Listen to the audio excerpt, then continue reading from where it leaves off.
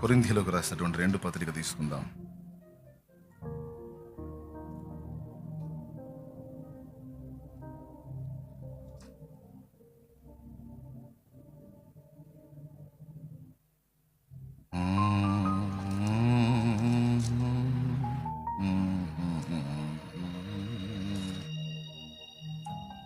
కొరింథీయులకు రాసిన 2 పత్రిక 11వ అధ్యాయం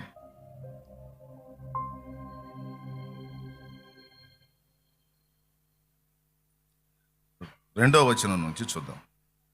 దేవాసక్తితో మీ ఎడల ఆసక్తి కలిగి ఉన్నాను.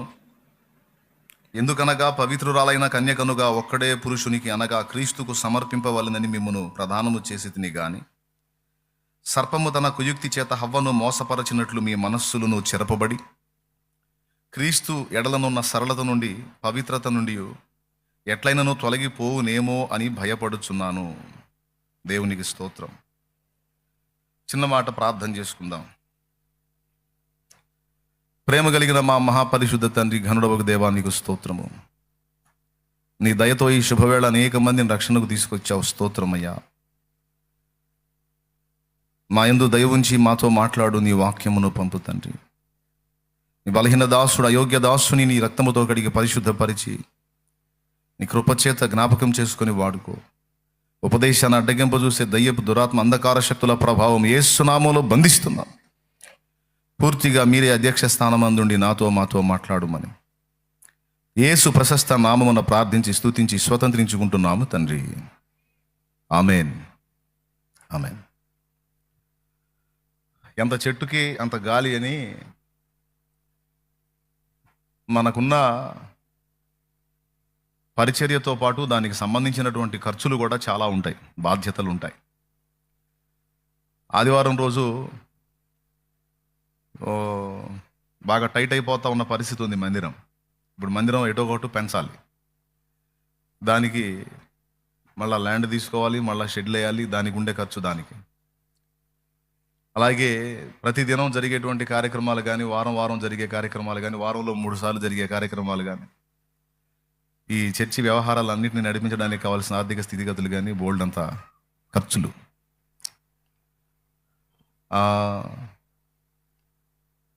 ఏదన్నా ₹1 చేతిలోకి వచ్చినా దానికి సరిపడా అవసరాలు ఉంటాయి,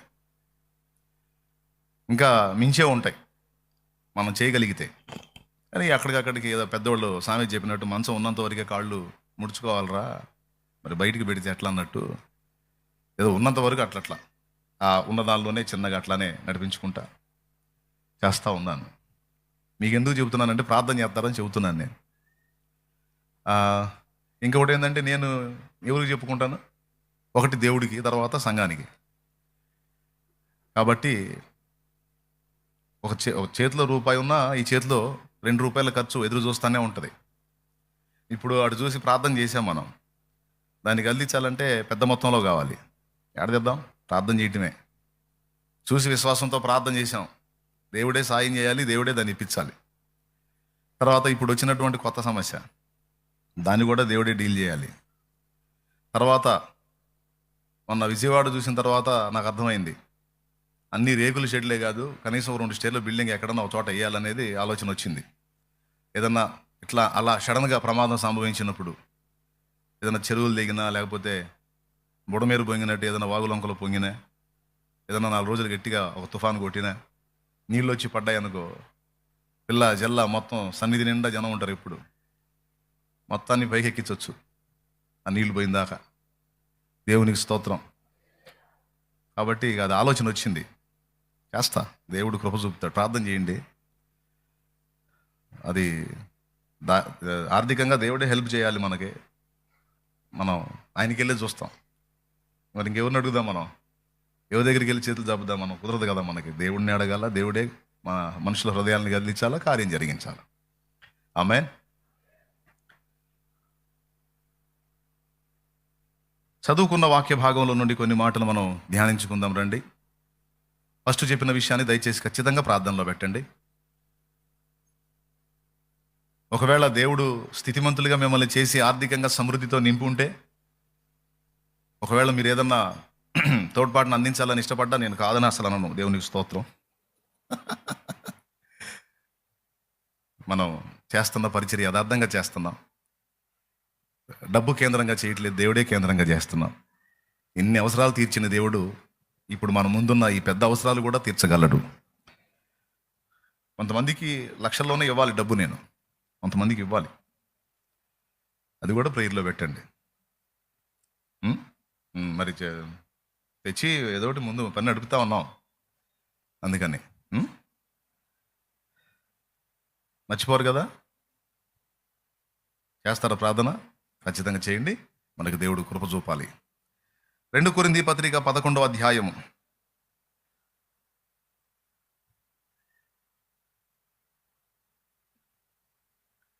2వ వచనం నుంచి, దేవాసక్తితో మీ ఎడల ఆసక్తి కలిగి ఉన్నాను. అంటే దేవుడు ఎంత ఆసక్తి కలిగి ఉన్నాడో మీ విషయంలో, నేను కూడా అంత ఆసక్తి కలిగి ఉన్నాను. కొరింథీ సంఘంతో చెబుతున్నాడు పౌలు మహనీయుడు. ఎందుకంత ఆసక్తి కలిగింది నాకు అంటే, పవిత్రురాలైన కన్యకనుగా ఒక్కడే పురుషునికి అనగా క్రీస్తుకు సమర్పింపవలనని మిమ్మును ప్రధానము చేసి తిని గాని,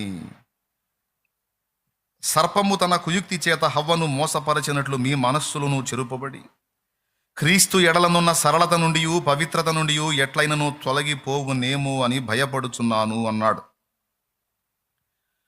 పౌలంతటి వాడు భయపడుతున్నాను అన్నాడు. రాళ్ల దెబ్బలు తిన్నాడు, కొరడా దెబ్బలు తిన్నాడు, బెత్తాల దెబ్బలు తిన్నాడు. ఇదే అధ్యాయంలో చెబుతాడు. ఇదే అధ్యాయంలో 23వ వచనం నుంచి కిందికి చదివితే, క్రీస్తు నిమిత్తము, సంఘము కోసము, సంఘాల కోసము ఆయన ఎన్ని కష్టాలు పడ్డాడో ఆ కష్టాలన్నీ చెబుతాడు. ఇన్ని బాధలు పడ్డా భయం ఎరగని మనిషి, సముద్రంలో ఓడబగిలివేగా ఆయన దానికి కూడా భయపడలా. అన్ని సమస్యలు పొంది అన్ని సమస్యలలో దేని గురించి కూడా తాను భయపడుతున్నట్టు చెప్పలా, దేని గురించి కూడా తాను చింతపడుతున్నట్టు చెప్పలా. ఇదే అధ్యాయంలో 2 సార్లు భయపడుతున్నానని ఒక చోట మాట్లాడాడు, చింతపడుతున్నానని ఒక చోట మాట్లాడాడు. చింత అంటే దిగులు లేక విచారం లేక వేదన పడుట, చింత. ఎందుకు అంత చింతపడతావు, అంత చింతగా ఉంటావు, ఎందుకు చింతిస్తున్నావు అంటాను. ఎందుకు బాధపడుతున్నావు, దిగులు పడుతున్నావు, కృంగిపోతున్నావు, అట్లా ఎన్నో వస్తాయి. ఈ 2 కొరింథీ ఇదే అధ్యాయములో ఇక్కడేమన్నాడు, భయపడుచున్నాను అన్నాడు. జస్ట్ పేజీ తిప్పండి, 28వ వచనం. ఒక్కసారి ఆ 28, ఇవియును గాక సంఘములన్నిటిని గూర్చిన చింతయు గలదు అన్నాడు. ఏమయ్యా, మమ్మల్ని ఏమో ఆనందించండి, మరలా చెప్పుదును ఆనందించండి అని, ప్రభువునందు ఆనందించండి, ధైర్యంగా ఉండండి, దేన్ని గూర్చి కలత చెందకండి, భయపడకండి అని మాకు చెబుతావు, ఉత్తరాలు రాస్తావు. మరి నేను భయపడుతున్నానని మాట్లాడుతున్నావు, నేను చింతపడుతున్నానని మాట్లాడుతున్నావు ఎందుకయ్యా పౌలు గారు అని మనం అడుగుదాం. ఫిలిప్పీ పత్రిక 4వ అధ్యాయం 4వ వచనంలో ఏం చెప్పాడు? ప్రభువునందు ఆనందించుడి, మరలా చెప్పుదును ఆనందించుడి. దేనిని గూర్చియు చింతపడకుడి గాని ఆయన అన్నాడు. చూడండి, కావాలంటే ఫిలిప్పీలకు రాసిన పత్రిక 4వ అధ్యాయం 4వ వచనంలో, ఎల్లప్పుడూ ప్రభువునందు ఆనందించుడి. అప్పుడప్పుడు కాదు, ఎల్లప్పుడూ ప్రభువునందు ఆనందించుడి, మరలా చెప్పుదును ఆనందించుడి. మరలా చెప్పుదును ఆనందించుడి. మీ సహనమును సకల జనులకు తెలియబడనీయుడి. మీ సహనమును సకల జనులకు తెలియబడనీయుడి. ప్రభువు సమీపముగా ఉన్నాడు. దేనిని గూర్చి చింతపడకుడి గాని ప్రతి విషయములోను ప్రార్థన విజ్ఞాపనల చేత. చూడండి, ఆయన ఏం చెప్పాడు మనకి? దేనిని గూర్చి చింతపడకుడి గాని ప్రతి విషయమును ప్రార్థన విజ్ఞాపనముల చేత కృతజ్ఞతాపూర్వకముగా మీ విన్నపములు దేవునికి తెలియజేయండి. అప్పుడు సమస్త జ్ఞానమునకు మించిన దేవుని సమాధానము యేసుక్రీస్తు వలన మీ హృదయములకును మీ తలంపులకును కావలియుండును. అది మరి మాకు చెప్పావు, దేని గురించి చింతపడకండి, ఆనందించండి, మళ్ళా చెబుతా ఆనందించండి, ఏదన్నా ఉంటే ప్రార్థన చేసి దేవునికి అప్పచెప్పండి అని. దిగులు పడొద్దు, చింతపడొద్దు, విచారపడొద్దు, ఆనందంగా ఉండండి, ఆనందించండి అని మాకు ఇంతసేపు చెప్పి నేను చింతపడుతున్నాను అంటాడేంది? దేన్ని గురించి భయపడొద్దు అన్నవాడు మళ్ళీ నేను భయపడుతున్నాను అన్నాడు. ఆ మాట మీద నా దృష్టి పోయింది, అందుకు చెప్తున్నాను.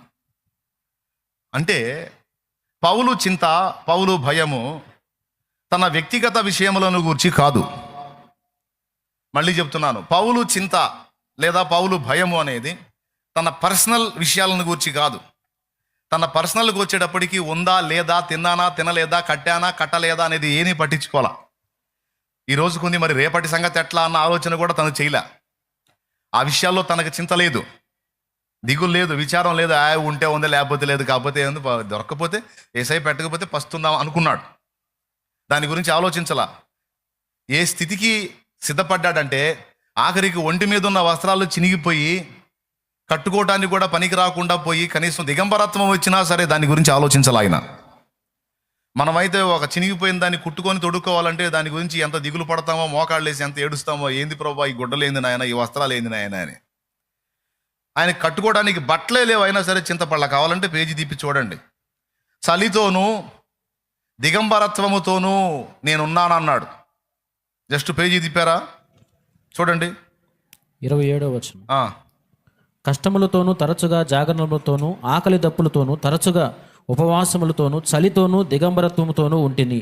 అక్కడ దిగంబరత్వం అంటే ఏందో, దిగంబరత్వం అంటే కనీసం ఒంటి మీద బట్ట కూడా లేని జీవితాన్ని పౌలు ఫేస్ చేశాడు. రాసుకోవాలి, వాటిని అండర్లైన్ చేసుకోవాలి.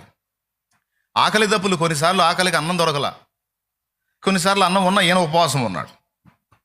కొన్నిసార్లు బాగా చలేసింది, కప్పుకోవటానికి ఏ దుప్పటి లేదు, ఏ చాటు లేదు, గడగడగడ ఎముకలు కొరిగే చలిలో అట్లానే తిరిగాడు. మరీ దారుణం ఏంటంటే వస్త్రాలు లేని రోజు కూడా గడిపాడు. ఇప్పుడు కొత్తవి లేకపోతే సెకండ్ హ్యాండ్ బట్టలన్నా దొరుకుతాయి, కానీ అవి కూడా లేవు ఆయనకి. దిగంబరత్వముతోనూ ఉంటిని. ఆ మాట చదివినప్పుడు చాలా బాధ వేసింది నాకు. అంటే పౌలు వ్యక్తిగతంగా ఎంత కఠినమైనటువంటి దారిద్ర్యాన్ని కూడా అనుభవించడానికి ఇష్టపడ్డాడు. ఒకసారి రాస్తాడు, నేను మీరు పంపిన వాటితో సమృద్ధిగా ఉన్నాను, నాకు ఏ కొదువలు లేక ఉంటిని అంటాడు. ఒకసారి ఉత్తరం రాస్తూ ఓ సంఘానికి రాస్తూనేమో ఇదిగో చలితోనూ దిగంబరత్వంతో కూడా నేను ఉన్నానని. నిజంగా పౌలు చెప్పినటువంటి ఈ కష్టాలలో ఏ ఒక్కటి మనకు తగిలినా మన నెక్స్ట్ డైలాగ్ ఏంటో తెలుసా? నేను చేస్తా, నేను ఎందుకు బతకాలి, నా బతుకు అర్థం లేదు, నా జీవితం అట్ట, నా జీవితం ఎట్ట, థూ ఛీ ఛ. ఇట్లా ఉంటాయి మన డైలాగులు, నెక్స్ట్ డైలాగులు. ఏ కొంచెం మన వ్యక్తిగత విషయాల్లో ఏ కొంచెం శ్రమ తగిలినా ఇది మన బతుకు. ఒకవేళ మీలో అందరూ అలా ఉండకపోయినా కొందరు మాత్రం ఖచ్చితంగా ఈ టైప్ ఆఫ్ సైకాలజీ కలిగి ఉన్నారు. అన్ని బళ్ళు సజావుగా సాగినంత వరకే వీళ్ళు పాటలు పాడుతూ తిరుగుతారు. కొద్దిగా ఏదన్నా మొరాయించి కొద్దిగా శ్రమ తగిలిందంటే ఎవడో శాపం పెట్టాల్సిన అవసరంలో వాళ్ళే చేపించుకుంటూ ఉంటారు. ఎవడో సావు అనాల్సిన అవసరంలా వాళ్ళే సావుని సావుని వెతుక్కుంటూ ఉంటారు. పౌలు మహనీయుడు కానీ ప్రభు అయిన యేసుక్రీస్తు కానీ మనకి ఏం నేర్పుతున్నారో తెలుసా? మన పర్సనల్స్ గురించి దిగులు, చింత, విచారం, భయం అనే వాటిని లక్ష్య పెట్టొద్దు, వాటిని పట్టించుకోద్దు, వాటిని కలిగి ఉండొద్దు అన్నాడు. దిగులు, భయం, విచారం, చింత అనే క్రీస్తు రక్తములో కడగబడిన పరిశుద్ధ పరచబడిన పాత్రగా, ప్రభు రక్తము చేత విమోచన పొందిన వ్యక్తిగా, జీవగ్రంథములో పేరు సంపాదించిన వ్యక్తిగా, విశ్వాసమును బట్టి బాప్తిస్మము ద్వారా దేవునికి కొడుకులు కూతుళ్ళుగా మారిన వ్యక్తులుగా మనమందరము ఉన్నాము. ఇప్పుడు కొంతమంది ఇంకా దేవుని కృపలో కాబోతున్నారు ఇంకా సేపట్లో. మనం ఒక్కటే చూడాల్సింది, నేను దేవుని కుమారుణ్ణి కుమార్తెను అయ్యానా లేదా? అయ్యానా? ఓకే. ఇప్పుడు నేను ఆయన కొడుకుని కూతుర్ని అయ్యాను గనుక నా విషయంలో ఆయన తప్పనిసరిగా పట్టింపు కలిగి ఉంటాడు అని నమ్ముటయే విశ్వాసం. ఈరోజు కాకపోతే రేపైనా, రేపు కాకపోతే ఇంకా 10 రోజులకైనా, కానీ దేవుని యొద్ద నుండి మాత్రం తప్పకుండా నాకు సహాయం లభిస్తుంది. దేవుడు ఖచ్చితంగా ఏదో ఒక విధంగా ద్వారాలు తెరుస్తాడు. హల్లెలూయా చెప్పండి గట్టిగా. దేవుడు ఏదో ఒక విధంగా కార్యాలు చేస్తాడు. నేను అన్యజనుల్లాగా విచారింపను. యేసు ప్రభు నోరారా పలికిన మాట ఏంటో తెలుసా? ఏమి తిందుమా, ఏమి త్రాగుదుమా, ఏమి ధరించుకుందుమా అని దేహమును గూర్చేనను, ప్రాణమును గూర్చేనను, వస్త్రమును గూర్చేనను మీరు చింతింపనేలా. అడవి పువ్వులు ఎలాగెదుగుచున్నవి, ఆకాశ పక్షులు ఎలా పోషింపబడుతున్నవి చూడండి. ఆకాశ పక్షులను చూడండి, అవి విత్తవు, కోయవు, కొట్లలో కూర్చుకొని వైనను వాటికి గరిసె లేదు. గరిసె అంటే తెలుసా? వెనకటి రోజుల్లో ధాన్యాలను నిల్వ చేసే వాళ్ళని గాదె లేక గరిసె అంటారు. గాదెలు, గరిసెలు. గరిసె పెద్ద కుండలాగా ఉంటుంది. గరిసె పెద్ద కుండ, మనం పడతాం ఆ కుండలో, అంత పెద్ద కుండ గరిసె. వెనకటి రోజుల్లో ఒడ్లు దాచిపెట్టేవాళ్ళు, అందులో ఆకలైనప్పుడు తీసి దంచుకొని ఒడ్లు బియ్యం చేసుకొని వండుకొని తింటారనమాట. అవి గరిసెలు. గాదె అంటేనేమో ఈ వరిగడ్డితో చేస్తారు. తర్వాత ఈ చెట్ల రబ్బరు సువలతో కూడా గాదెలు అల్లుతారు. అలాగే వెదురు బొంగులతో కూడా గాదెలు అల్లుతారు. అల్లి దానిలో ఒడ్లు పండితే ఆ ఒడ్లన్నీ దానిలో నింపుకొని పైన కప్పేసుకుంటారు, వర్షం పడ్డా తడవకుండా. ఒడ్లు అందులో మంచిగా మాగుతాయి, తర్వాత దంచుకొని తింటారు. అట్లా తిన్నోళ్ళు దగ్గర 90 ఏళ్ళు 100 ఏళ్ళు లెక్క లేకుండా బతికారు, 110 ఏళ్ళు బతికారు. ఇప్పుడు అంతా మారిపోయింది కాబట్టి అంత 60కి ఫైనల్ క్లైమాక్స్కి వస్తుంది. ఏమంటే మన జనరేషన్ వచ్చేసి మనకంటే ముందు తరం వాళ్ళు గట్టిగా వెళ్తున్నారు, 80కి 90కి వెళ్తున్నారు. అట్లా వాటికి గరిసె లేదు, ఆకాశ పక్షులకు గాదెలు లేవు, గరిసెలు లేవు. ఏ రోజుకు ఆ రోజు తెచ్చుకొని తింటమే, అయినా సరే వాటిని దేవుడు బతికిస్తున్నాడు. అవి చావలేదు, చావట్లేదు. ఏ పక్షి కానీ ఏ జంతువు కానీ ఆత్మహత్య చేసుకోవటం లేదు. ఈ దరిద్రం అంతా మనుషులకే. స్తోత్రం, గట్టిగా చెప్పండి.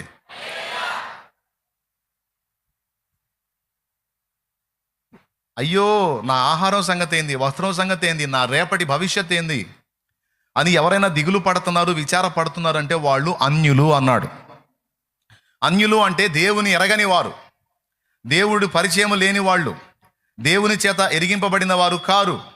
వారు అన్యజనులు.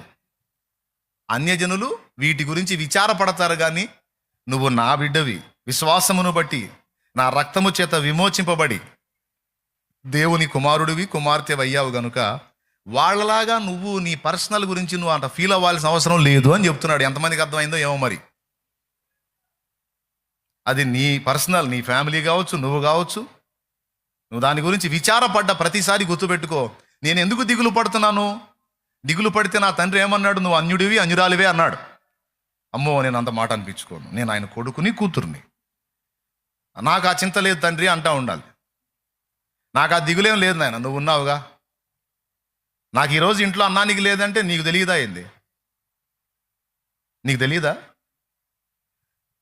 సౌలు సంఘాన్ని హింస పెడుతుంటే మధ్యాహ్నం 3 గంటల వేళ సౌలుకు ప్రత్యక్షమై, సౌలా సౌలా నన్నెందుకు హింసిస్తున్నావు అని అడిగినోడికి నీకు తెలియదు నా ఆకలి బాధ. సౌలు ఎవరిని హింసించాడు? యేసు ప్రభునా, సంఘాన్న? పెద్దగా చెప్పండి. సంఘాన్ని హింసించాడు. అంటే యేసు ప్రభువుని నమ్ముకున్న బిడ్డల్ని హింసించాడు. కానీ ఆ సౌలుకి యేసు ప్రభు ప్రత్యక్షమై ఏమన్నాడు? నన్నెందుకు హింసించుచున్నావు అన్నాడు. అయ్యా, నువ్వెవరివి, అసలు నిన్ను చూడటమే ఇప్పుడు, నేను నిన్ను హింసించటం ఏమిటి అన్నాడు సౌలు. నా సంఘాన్ని హింసిస్తే ఆ బాధ అంతా నాదేరా నాయన, నువ్వు కొడుతుంది సంఘాన్ని కానీ దెబ్బ తగులుతుంది నాకు అని స్పందించాడు యేసయ్య. కొడగాడి గొడ్ స్తోత్రం చెప్పు. నా బిడ్డల్ని బాధ పెడితే, నా బిడ్డల్ని హింస పెడితే, నా బిడ్డల్ని ఇబ్బంది పెడితే వాళ్ళు కాదురా దాన్ని ఫేస్ చేసేది నేను. మునికోలలకు ఎదురు తన్నటం నీకు కష్టమని వార్నింగ్ కూడా ఇచ్చాడు. ఆ తర్వాతే సౌలు పౌలుగా మారిపోయాడు. ఆయనే ఇప్పుడు ఇవన్నీ రాసింది. అంటే తన సంఘము విషయంలో ఆయనకి ఎంత చింత ఉంది, దేవునికి ఎంత బాధ్యత ఉంది. సంఘము అంటే నిన్ను నన్ను ఎవడైనా హింస పెడితే ఆ హింస మనం కాదు, ఆయన పొందుతున్నట్టు ఫీల్ అవుతాడట. నీ కన్న బిడ్డని నీ కళ్ళ ముందు ఎవరన్నా కొడితే దెబ్బ ఆ బిడ్డకి తగిలిద్దా, ఎక్కువ దెబ్బ నీకు తగిలిద్దా? యథార్థం చెప్పండి. నువ్వు ఎంతో ప్రేమించే నీ బిడ్డని నీ కళ్ళ ముందు ఎవరన్నా ఫట్ ఫట్ కొట్టారనుకో, దెబ్బ తిన్నదానికి తిన్నవాడికి ఒకంత దెబ్బ అయితే అది చూసిన నీకు 2 అంతల నొప్పి పుట్టిద్ది.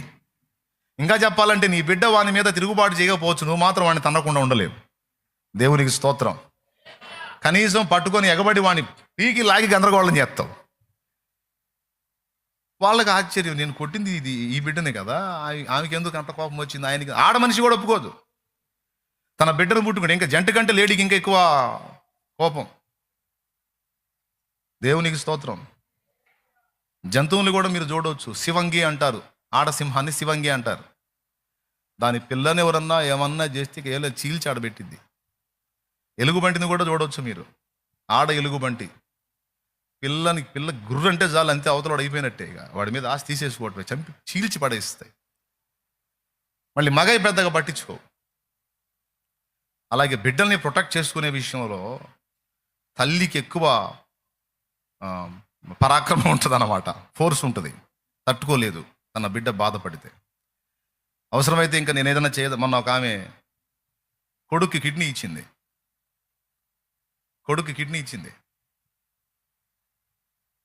ఇంకొక బ్రదరు అన్న కొడుక్కి కిడ్నీ ఇచ్చాడు. అన్న కొడుక్కి తల్లి, ఎవరిస్తున్నారు నాన్న నీకు కిడ్నీ డోనర్ ఎవరంటే మా అమ్మే నాన్న. ఏమ్మా ఇస్తున్నావు? పర్లేదయ్యా, ఒకటి కాదు, రెండైనా ఇస్తా. వాడు బతికుండాలా, బాగుండాలా. మరి నువ్వు, నేను పోయినా పర్వాలేదు, నాదేముంది, చచ్చిపోయినా పర్వాలేదు. దేవునికి స్తోత్రం కలుగునుగా. ఆ మమత లాంటిది, ఆ మాతృమూర్తి యొక్క మమత అది ఆయనలో కనపడింది. సౌలు సంఘాన్ని హింసిస్తుంటే సౌలు కనపడి నన్ను హింసిస్తావేందని అడిగాడంటే నొప్పంతా ఆయన ఫేస్ చేస్తున్నాడు. ఇప్పుడు దీన్ని బట్టి ఆలోచించండి, మన మీద పడే ఒక దెబ్బకు వచ్చే నొప్పి మనకంటే ఎక్కువ యేసయ్య పడుతున్నాడు. మనల్ని మాటలు అంటుంటే కొంతమంది మనుషులు మనల్ని మాటలతో తూట్లు పొడుస్తుంటే ఈ తూట్లు నీ ఒంటి మీద పడతాయో లేదో కానీ ఈ గాయాలు మాత్రం ఆయనకు కలుగుతున్నాయి. నిన్ను నిందించు వారి నిందలు నా మీద పడెను అని రాస్తుంది బైబిల్లో. ఎవడన్నా నేను నోరు జారి ఎగతాళిగా హేళనగా మాట్లాడితే నీకు కొంత నొప్పి ఉంటుందేమో, యేసయ్యకి ఎక్కువ నొప్పి ఉంటుంది. ఎందుకనన్నా, మనల్ని అంటే మనం ఇబ్బంది పడితే ఆయనకి ఎందుకు బాధ అంటే, ఎప్పుడైతే మారు మనసు పొంది పాప క్షమాపణ నిమిత్తం బాప్తిస్మం పొంది ఆయన యందలి విశ్వాసం ఉంచి రక్షణలోకి వచ్చామో అప్పుడు ఆయనతో జతపరచబడ్డాం. ఎలా జతపరచబడ్డామో తెలుసా? ఈ శరీరంలో ఒక అవయవము, ఇప్పుడు నా చెయ్యి ఉంది, నా శరీరంలో ఒక అవయవం ఎవరన్నా వచ్చి ఈ చేతిని పట్టుకొని గాయం చేశారనుకో, నేను అబ్బా అంటానా, పట్టించుకోకుండా ఉంటానా? స్తోత్రం చెప్పండి. నొప్పి ఫీల్ అవుతానా, ఫీల్ అవనా? అప్పుడు ఈ చేతిని గాయపరిచే బ్రదర్ నిన్నేం చేయాలి, జస్ట్ నీ హ్యాండ్నే అన్నాడు అనుకో, ఈ హ్యాండ్ తీసుకొని లాగా ఒకటి బీగుతా. ఒరే సోదరుడ, నా హ్యాండ్ని ఇబ్బంది పెట్టినా, ఈ చేతిని ఇబ్బంది పెట్టినా, నా బాడీ మొత్తానికి ఆ పెయిన్ లేదా నా బ్రెయిన్లో ఆ పెయిన్ ఫీలింగ్ ఉంటుంది, ఆ నొప్పి ఉంటుంది, ఊరుకోలేను నేను. ఈ శరీరంలో ఈ చెయ్యి ఎలా ఒక అవయవం అయిపోయిందో ఎన్నో బాగా వినండి. ఎన్నిసార్లు చెప్పినా సరే మళ్ళీ మీకు దడ ఆయాసం తగ్గదు. ఏం చేద్దాం? దేవునికి స్తోత్రం. స్పష్టంగా చెబుతున్నా.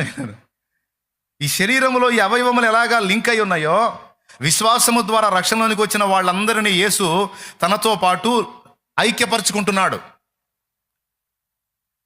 అర్థమైందా? మనమందరము కలిసి ఆయన శరీరము అని రాస్తుంది బైబిల్లో. మనందరికీ శిరస్సు ఆయన. ఇప్పుడు చెప్పండి, కాలుకు ముళ్ళు గుచ్చుకుందనుకో, కాలు ఏడిసిద్దా? ఎప్పుడన్నా ట్రై చేశారా? సాధ్యమైద్దా? ఏం ఏడుస్తుంది? అదేంటి, కన్ను పైన కదా ఉంది, దానికి ఏం కాలేదుగా, కనీసం నలుసు కూడా పడలేదుగా. కాలు గుచ్చుకుంటే కన్ను ఎందుకు ఏడుస్తుంది? కాలు గుచ్చుకుంటే చెయ్యేందుకు స్పందించి ఆ ముళ్ళు తీసింది? ఎప్పుడైతే కాలుకు ముళ్ళు గుచ్చుకుందో ఈ సమాచారము లేదా ఈ సంకేతము బ్రెయిన్కి వెళ్ళిద్ది. ఈ శరీరములో ఆఖరికి మన కాలు మీద చేమెక్కినా సరే, దోమ గుట్టినా సరే, దోమ కూర్చుంటుంది, కూర్చొని చిన్నంగా దాని దగ్గర ఒక స్ట్రా ఉంటుంది, మన శరీరంలోకి చిన్నగా ఆ స్ట్రాని గుచ్చి బ్లడ్ లాగుతూ ఉంటుంది. అర్థమైందా? ఈ దోమ కుడుతున్నప్పుడు, అంటే కుట్టడం అంటే బ్లడ్ లాక్కుంటున్నప్పుడు ఈ సమాచారం దేనికి పోయిద్దో తెలుసా? బ్రెయిన్కి పోద్ది. వెంటనే బ్రెయిన్ ఏం చేసి తెలుసా? ఈ చేతి మీద దోమ కొడుతుంది, రైట్ హ్యాండ్ మీద దోమ కొడుతుంది, లెఫ్ట్ హ్యాండ్ వెంటనే కదులునో వాడు. అప్పుడు ఈ చేతి మీద కుట్టే దోమని ఈ చేతి కొట్టింది. దేవునికి స్తోత్రం, హల్లెలూయా. కొట్టింది కదా. అంటే ఈ సమాచారం ఎవరిచ్చారు? బ్రెయిన్. అంటే ఈ శరీరం మీద చేమెక్కినా, దోమ కుట్టినా, ముళ్ళు గుచ్చుకున్నా, ఎక్కడ ఏదైనా ఫస్ట్ సమాచారం బ్రెయిన్కి వెళ్తుంది. అక్కడి నుంచి మిగిలిన భాగాలకి సమాచారం వస్తుంది.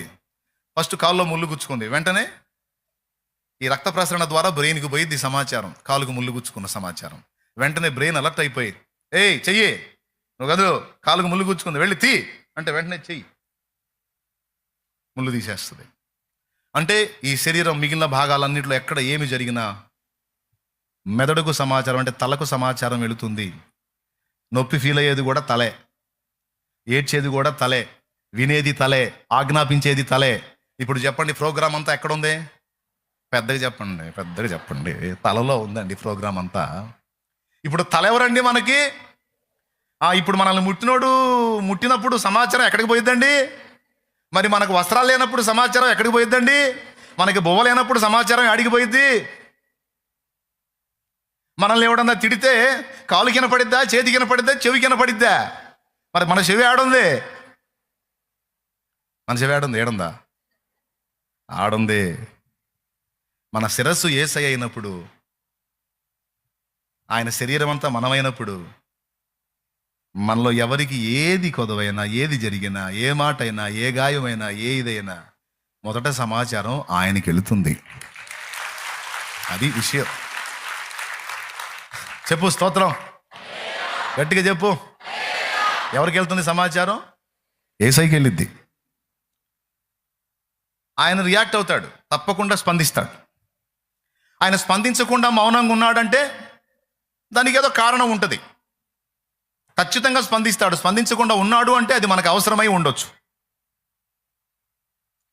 ఇప్పుడు దోమ కుడితేనే చెయ్యి ఊరుకోదు. అలాంటిది ఇంజెక్షన్ చేసేటప్పుడు ఈ చేతిని మనమే బిగపడతాం. గుచ్చుతా ఉన్నప్పుడు అవునా? అప్పుడు చెయ్యి స్పందించడానికి లేదు, మనమే చేతిని బ్రేక్ చేస్తాం.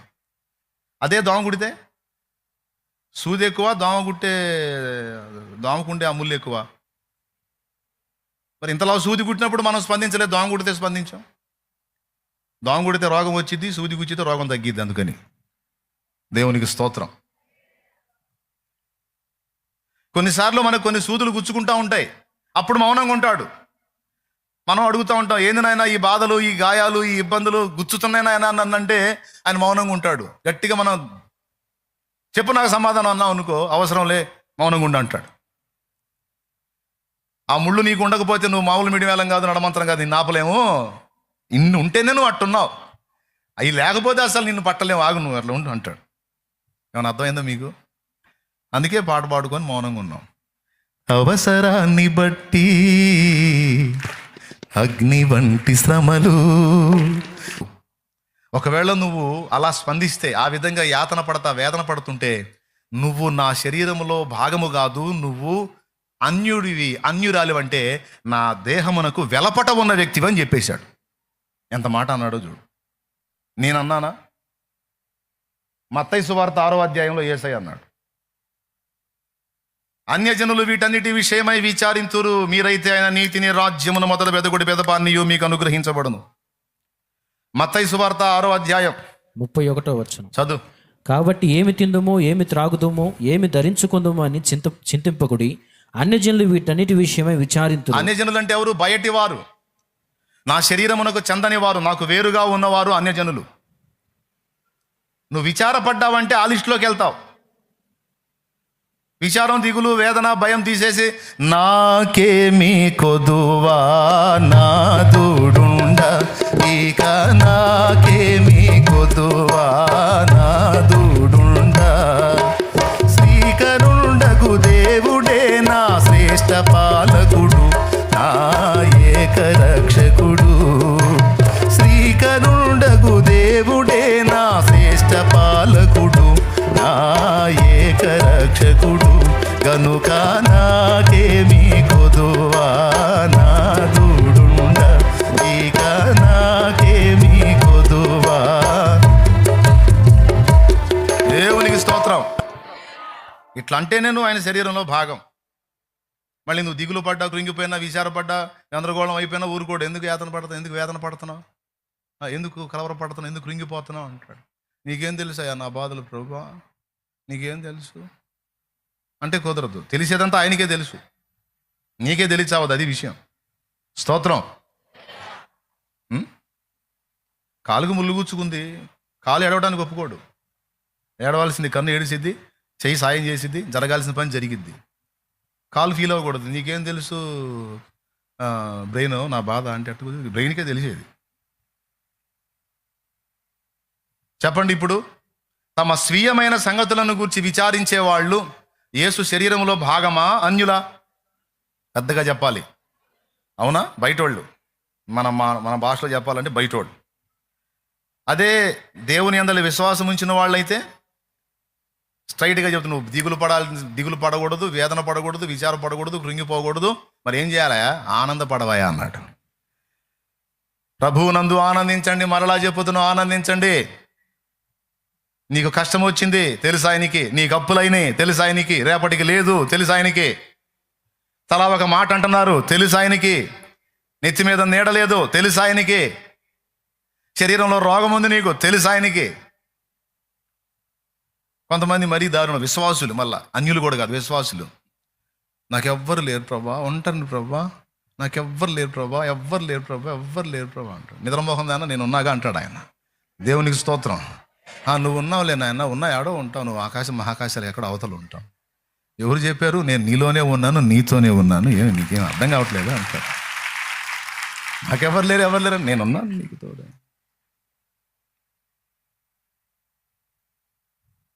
దేవునికి మహిమ.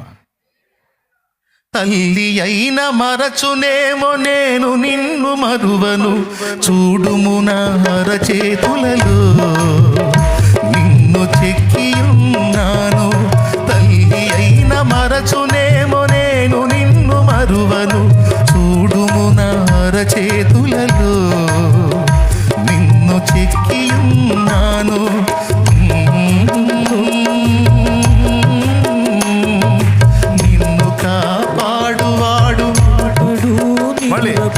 నీ పాదము తొట్టిల్ల నీయను నేను, నిన్ను కాపాడువాడు పునుకడు నిదురపోడు అని చెప్పి వాగ్దానం చేసిన యేసయ్య తల్లిలా లాలించును, తండ్రిలా ప్రేమించును. తల్లిలా లాలించును, తండ్రిలా ప్రేమించును.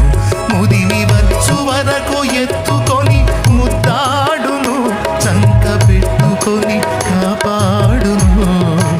యేసయ్య తల్లిలా లాలించును, తండ్రిలా ప్రేమించును. తల్లిలా లాలించును, తండ్రిలా ప్రేమించును.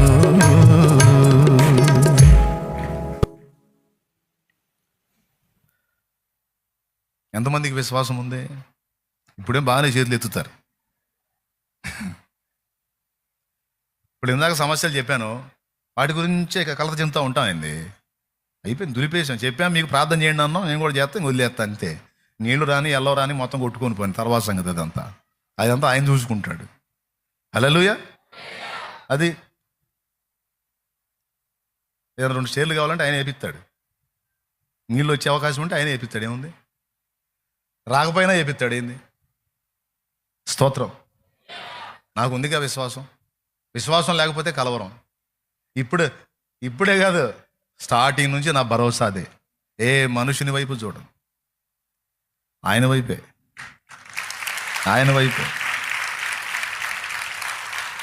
ఏడిసినా మొచ్చుకున్నా ఏం చెప్పినా ఆయన ముందే. అయిపోయిందా? ఆయనతో గడిపామా సమయం? ఇంకా అయిపోయింది. కళ్ళు తుడుచుకోవటం, రావడం, నవ్వుకుంటూ రావటమే బయటికి. హల్లెలూయా అనుకుంటా. స్తోత్రం. రాయాల్సిన వాడికి నా రిపోర్ట్లన్నీ రాసా, పెట్టాల్సిన వాడికి అర్జీలన్నీ పెట్టేశా. ఇంక అయిపోయింది. అంతటితో ఇంకా కార్యక్రమం అయిపోవాలి. అంతేకాని బయటకు కూడా వచ్చి ఏడుపు అని పెడితే మా పద్ధతిగా ఉంటుంది. అదే ఒప్పుకోడు దేవుడు. ఏంది మళ్ళీ ఏడుపుకోటి మొహం పెట్టేది? నవ్వు అంటాడు. స్తోత్రం. నవ్వుతా తిరిగి, నువ్వు ఏడిసేమంటే ఊరుకొని అంటాడు. నువ్వు నా బిడ్డవి, నువ్వు ఏడుపుకోటి మొహం వేసుకొని తిరిగితే ఊరుకొని. నువ్వు నవ్వుతా తిరగాలి, సంతోషంగా తిరగాలి, ఆనందంగా తిరగాలి. నువ్వు విశ్వాసం గలదానవైతే, విశ్వాసం గలవాడవైతే, నువ్వు ధైర్యంగా సంతోషంగా నా వైపు చూస్తున్నావు, ముందుకు నడు. ఎప్పటికి ఏది సాయం కావాలని నేను చూసుకుంటాను, ఎందుకు కలవరపడుతున్నావు అంటాడు ఆయన.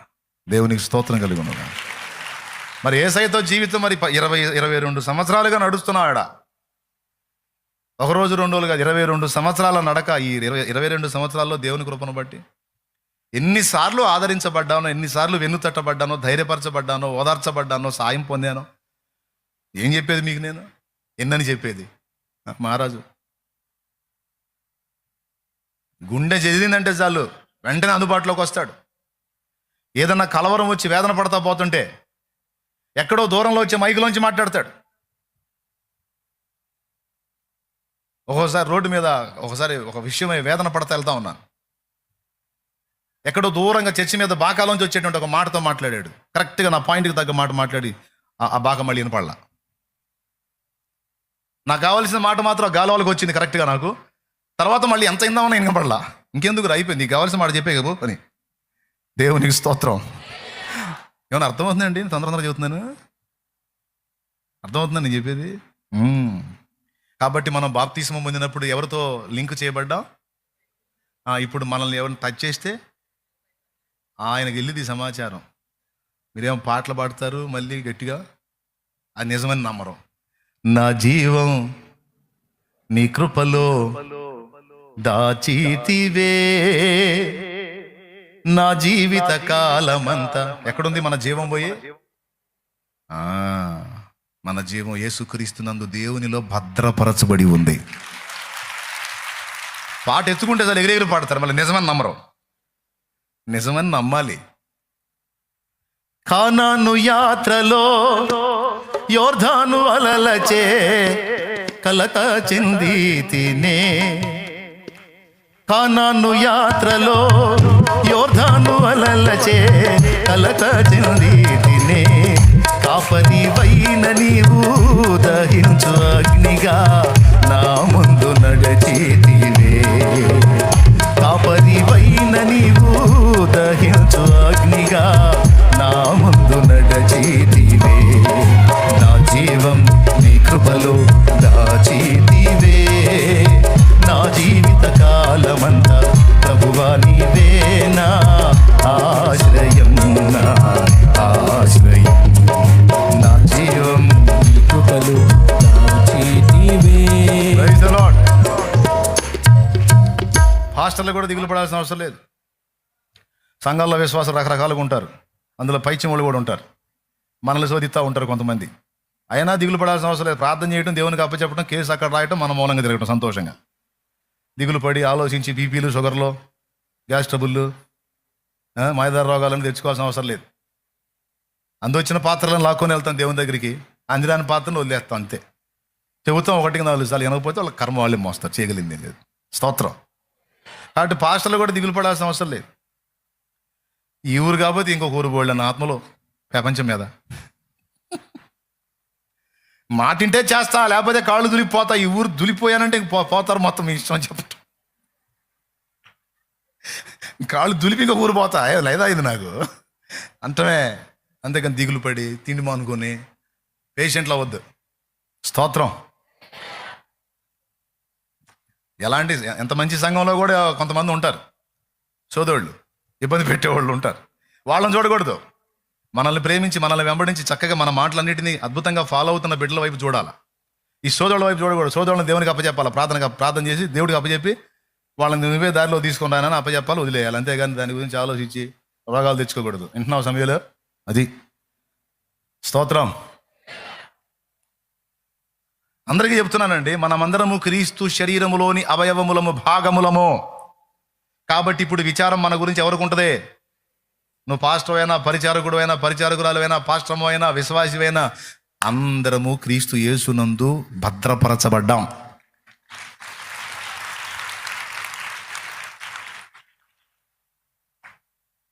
ప్రయోగతందు జరిగింది ఓసారి. ఏంది ప్రభువా అని కూర్చున్నాం ఆయన ముందు. ఒక్కటే మాట చెప్పాడు, నీకు విరోధంగా రూపింపబడిన ఏ ఆయుధం వరదెల్లదు, డోంట్ వరీ ఇల్లు అన్నాడు. ఎవడు ఏం చేస్తాడో చేయని, వాడి సంగతి నేను చూసుకుంటాను. నువ్వు ఏ మంత్రాలు చేసినా, ఏ తంత్రాలు చేసినా, ఏ విధమైన కుట్రాలు చేసినా సరే, మనకున్న దిక్కు యేసయ్య. మోకాళ్ళు వేయటం, అప్పచెప్పటం, చేసినోడికి మొహం పచ్చడైద్ది, ఖచ్చితంగా అయింది. మారనన్నా మారాల వాడు, లేకపోతే వాడు అడ్రస్ అన్నా మారాలా. దేవునికి స్తోత్రం. భూలోకం నుంచి అడ్రస్ ఇంకొక ప్రాంతానికి వెళ్ళిపోయింది. నువ్వు ఏ సమస్య చెప్తావో చెప్పు, వాటన్నిటి విషయంలో పౌలు కానీ ప్రభువు కానీ చింతపడొద్దు అని చెప్పారు. అలా మీరు ఒకవేళ బెంబేలెత్తితే, భయపడితే మీరు అన్యజనులతో సమానమే తప్ప మీరు నా శరీరములో భాగములు కారు, జాగ్రత్త అన్నాడు. వామ్మో, మనం కలవరపడితే, మనం దిగులు పడితే, మనం వేదన పడితే అవిశ్వాసులతో ఈక్వలా? మరి కాక మరి ఆయన ఉన్నాడని విశ్వాసం ఉంటే కలవరం ఎందుకు ఉంటుంది?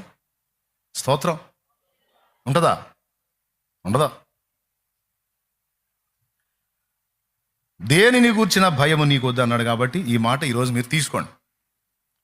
తీసుకుంటారా? మళ్ళీ భయంలోనే బతుకుతారా? కొంతమంది మరీ విచిత్రమైన విషయం ఏంటంటే, అసలు అది సమస్య కాదు దేవుని లెక్కలో, కానీ వీళ్ళ కళ్ళ ముందు అదేదో భయంకరంగా అనుకొని గందరగోళం అయిపోయేవాళ్ళు ఉన్నారు. వరంగల్ రోడ్లో ఒకసారి ఒక సంఘటన జరిగింది.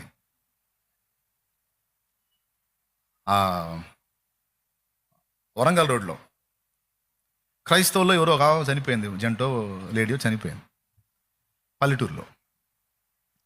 ఊళ్ళోకి వచ్చి టౌన్లోకి వచ్చి బాక్స్ చేయించుకొని వెళ్ళాలి. పెట్టి చేయించుకొని రోడ్డు పక్కన నిలబడ్డారు ఇద్దరు, ఒకడు అనుకుంటా, ఒకడు ఆడు తీసుకొని వెళ్ళాలి. ఆ పెట్టిని తీసుకెళ్తే అక్కడ ఆ మనిషిని ఆ పెట్టిలో పెట్టి భూస్థాపన చేస్తారు. పాప ఆ రోడ్డు పక్కన ఈ పెట్టి పెట్టుకొని లారీలు ఆపుతున్నాడు, ఒకడు ఆపట్ల. పెట్టి చూసి ఎవడు ఆపట్ల, మరి ఎవరు ఆపుతారు? ఎవరికైనా భయం ఏదా? సరే ఎవరికో మొత్తానికి ఎవరు లారీ ఒకడు ఆపాడు. వెనక లారీ ఓపెన్ ఉంటుంది కదా, దానిలో పెట్టేసుకున్నాడు. అబ్బాయి వెనకే నిలబడాలా, లోపల క్యాబిన్లో ఖాళీ లేదు, అందరూ ఫుల్ అయి ఉన్నారా? సరేలే పర్వాలేదు, వెనకే నిలబడతాలే, పెట్టిన వేసుకొని ఇచ్చా ముందు చాలు అని. ఏ ఊరు బాల ఫలానా ఊరు దగ్గర ఆపితే చాలా దిగిపోతాను. సరే ఎక్కాడు. కొంచెం అట్లా లారీ ముందుకు సాగింది. వానకు తడుస్తున్నాడు వీడు.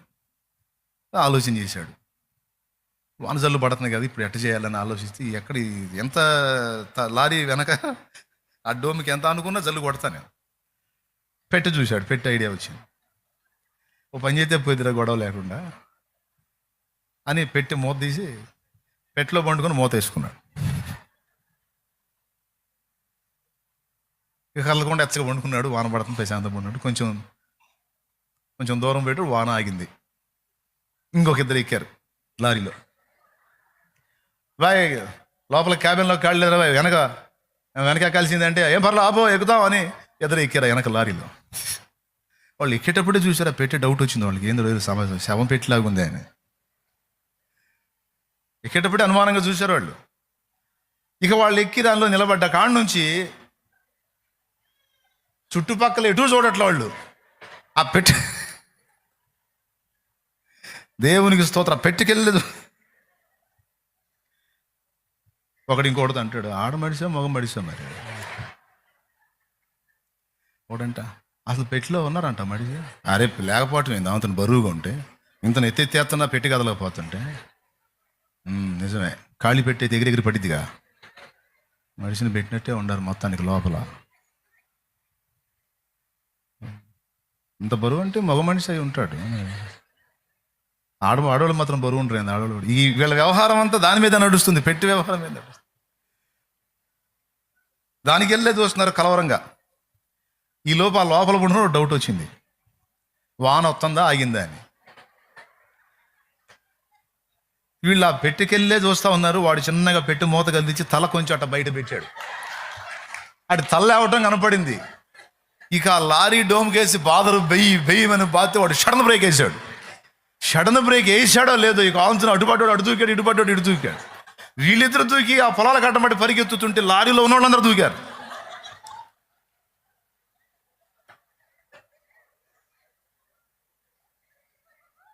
ఏంది ఇంతలో పరిగెత్తున్నారు? వాళ్ళకి ఏం కనపడింది లారీలో? ఈ లారీకి ఏమైందని వాళ్ళు పరిగెత్తడం వాళ్ళు. పొలాలకు అడ్డం పడి పరిగెత్తారు. పాపం కాక కంపలు కూర్చుకున్నాయి, ఎన్ని తిప్పలు పడ్డా మొత్తానికి పొలాలు.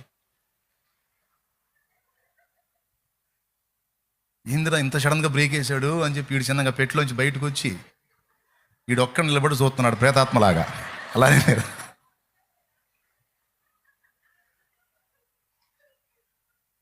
లారీ డ్రైవర్ అడిగాడు, వెళ్ళండి ఏందిరా అంతలో పరిగెత్తారు? ఏంటంటే పరిగెత్తగా శవం అంటుంది, ఏంది పెట్టిలో శవం ఆంతుని లెగితే అన్నాడు. వాడు శవమేనా? ఆ లోపల ఉంది శవమేనా? శవాన్ని ఎక్కించుకున్నాను రా నేను, మనిషిని ఎక్కించుకున్నాను, ఖాళీ పెట్టేది అని. ఖాళీ పెట్టి ఆమెతో పెట్టిలో శవం ఉంటే. అప్పుడు వాడికి ఐడియా వచ్చింది డ్రైవర్కి. ఈడేమో ఆ లారీ మీద ఉండి పిలుస్తున్నాడు, రండ్రా రండ్రా రండ్రా.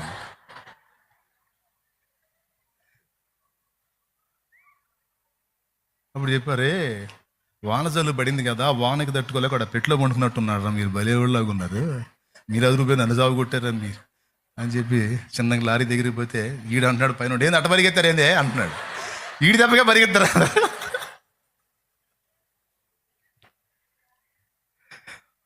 ఇప్పుడు అది సమస్యనా? అసలు సమస్యగా దానికి అంత కలవరం.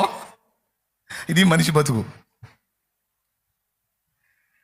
కొంతమంది అనవసరపు విషయాలకి ఊహించుకొని గందరగోళం అయిపోయి, ఇప్పుడు ఊహన బట్టే వాళ్ళు పరిగెత్తింది. వాస్తవం అదేనా? శవం అయితే లేచిద్దే? మరి లేచి అంటే మనిషిగా కొన్నిసార్లు అనవసరపు విషయాలను ఊహించుకొని, రేపటిని భవిష్యత్తుని వికృతంగా ఊహించుకొని, అయ్యో ఇప్పటికే నా పరిస్థితి ఇలా అయిపోయింది, ఇంకా భవిష్యత్తు ఇంకా దారుణంగా ఉంటుందని ఆత్మహత్యలు చేసుకునే వాళ్ళు ఉన్నారండి. రేపటి రూపం నీకు తెలుసా? ఇప్పటిదాకా విషాదంతో నడిచిన నీ చరిత్ర రేపు ఒక మలుపు తిరగబోతుందేమో దేవుని కృపతో. రాబోతున్న దినములు నీకు ఆశీర్వాదకరమైన మలుపులు కలిగిన దినములు కాబోతున్నాయేమో. దేవుడు ఏ కార్యాలు చేయబోతున్నాడో నీకోసం. ఆత్మీయ జీవితంలో ఓడిపోతాను, ఇన్నాళ్ళు ఓడిపోతున్నాడు. రాబోతున్న రేపు నీవు విజయ పథంలో నడిపించబడబోతున్నావేమో. కాదని ఎవడు చెప్పగలడు? రేపటి రూపాన్ని వికృతంగా ఊహించుకొని వాళ్ళు కానీ పెట్టెలో శవం ఉందని ఎగిరి దూకి సాగుపోయినట్టు చేసుకుంటే ఎట్లండి? ఊహలు ఏదో పిచ్చి పిచ్చి ఊహలని ఊహించుకొని, సరే ఊహలు ఊహించుకో, కానీ దరిద్ర ఊహలు కాదు. ఈ రోజు వరకు కష్టాలే, రేపటి నుంచి బాగుంటుందని ఊహించుకో. దేవుణ్ణి బట్టి రేపు దేవుడు కార్యం చేస్తాడని ఊహించుకో. రేపటికి నిరీక్షణ ఉందని ఊహించుకో. శుభకరమైన ఊహలు రాని యేసయ్యను బట్టి, ఆశీర్వాదకరమైన ఆలోచన రాని యేసయ్యను బట్టి, ఆశీర్వాదకరమైన జీవితాన్ని భవిష్యత్తును ఊహించు. ఆత్మీయ జీవితంలో కూడా నేను జయిస్తాననేదే విశ్వసించు. అది కదా రావాల్సిందే. సైతాను గాడు వికృతమైన ఆలోచనలు తెస్తే అవి నిజమని, ఆ ఊహలు నిజమని భ్రమించి రేపటి రూపాన్ని వికృతంగా ఊహించుకొని ఈరోజే ప్రాణాలు తీసుకుంటున్న అమాయకులు ఎంతమందికి అర్థమైంది నేను చెప్పింది? అట్లా చేయొద్దని చెప్తున్నాను నేను. మనం దేవుని యందు విశ్వాసం ఉంచాం, ఆయన రక్తంలో కడగబడ్డాం, జన్మ కర్మ పాపాల నుంచి విడుదల పొందాం. మనకు ఒక్కడే దేవుడు ఉన్నాడు. ఎవ్వరూ ఇంకా మనల్ని నమ్మిన మొక్కిన వాళ్ళు ఎవరు మన కోసం ప్రాణం పెట్టలా.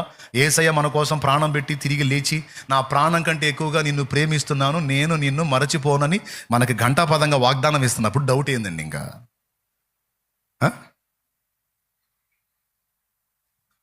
అరే ప్రాణం పెట్టినా నమ్మకపోతే ఎట్టను అంటాడు ఆయన. ప్రాణం పెట్టినా నమ్మకపోతే ఎట్టను అంటాడు. నేను ఎప్పుడు నా వాళ్ళకి చెప్తా ఉంటాను, యేసయ్యకి నేనంటే చాలా ఇష్టం అని చెప్పుకుంటాను. నువ్వు కూడా చెప్పుకోవచ్చు, యేసయ్యకి నేనంటే చాలా ఇష్టం అని. దేన్ని బట్టి చెబుతావు అన్నా నువ్వు? యేసయ్యకి నేనంటే చాలా ఇష్టం అని దేన్ని బట్టి చెప్పుకున్నావు నువ్వు? అంటే నువ్వంటే ఇష్టం అవుతావులే నా శాలమ్మా, ఎందుకంటే సేవ చేస్తున్నావు కదా, నువ్వంటే ఇష్టం అవుతావులే, మేము అవుతాం అయ్యింది అనొద్దు. సేవ చేస్తున్నానని నేను యేసయ్యకి ఇష్టమని నేను చెప్పలా. దేన్ని బట్టి ఇష్టం అని చెప్పాను తెలుసా? ఎంత ఇష్టమైతే నా మీద నా కోసం ప్రాణం పెట్టాడు, నన్ను ఎంత ప్రేమిస్తే నా కోసం చనిపోయాడండి. మరి అంతమందికి మొక్కాను గతంలో, ఒకడంతా తెచ్చాడు నా కోసం. ఇంకా పోతే నువ్వు ఏడన్నా చావు, మాకు ఇవ్వాల్సిన ఇయ్యి అన్నారు. ఆడపిల్ల చచ్చిపోయి మేము బాధపడుతుంటే, మా అక్క 3 పిల్లలు తల్లి కరెంట్ షాట్ కూడా చచ్చిపోయి మేము బాధపడుతుంటే, మేము మొక్కిన దేవరకు సంబంధించిన వాళ్ళు ఏమన్నారు తెలుసా? దేవరికి ఇస్తానన్న దాన్ని ఇవ్వకపోతే మిమ్మల్ని ఇంకా ఇబ్బంది పెట్టిద్ది అని చెప్పారు. అట్లాంటిది ఎందుకు? అది దేవుడా? యేసుప్రభు ఎప్పుడన్నా అట్లా బలవంతం చేశాడా? యేసుప్రభు ఎప్పుడన్నా అట్లా డిమాండ్ చేశాడా? నాకు ఇస్తానన్న దాన్ని ఎప్పుడు ఇస్తారా అనలా యేసయ్య. 5 రొట్టెలు 2 చేపల్ని ఆశీర్వదించి విరిచి వారికి ఇచ్చి వేలాది మంది కడుపులు నింపి పంపించిన వాడు నా యేసయ్య. అది దేవుడు అంటే.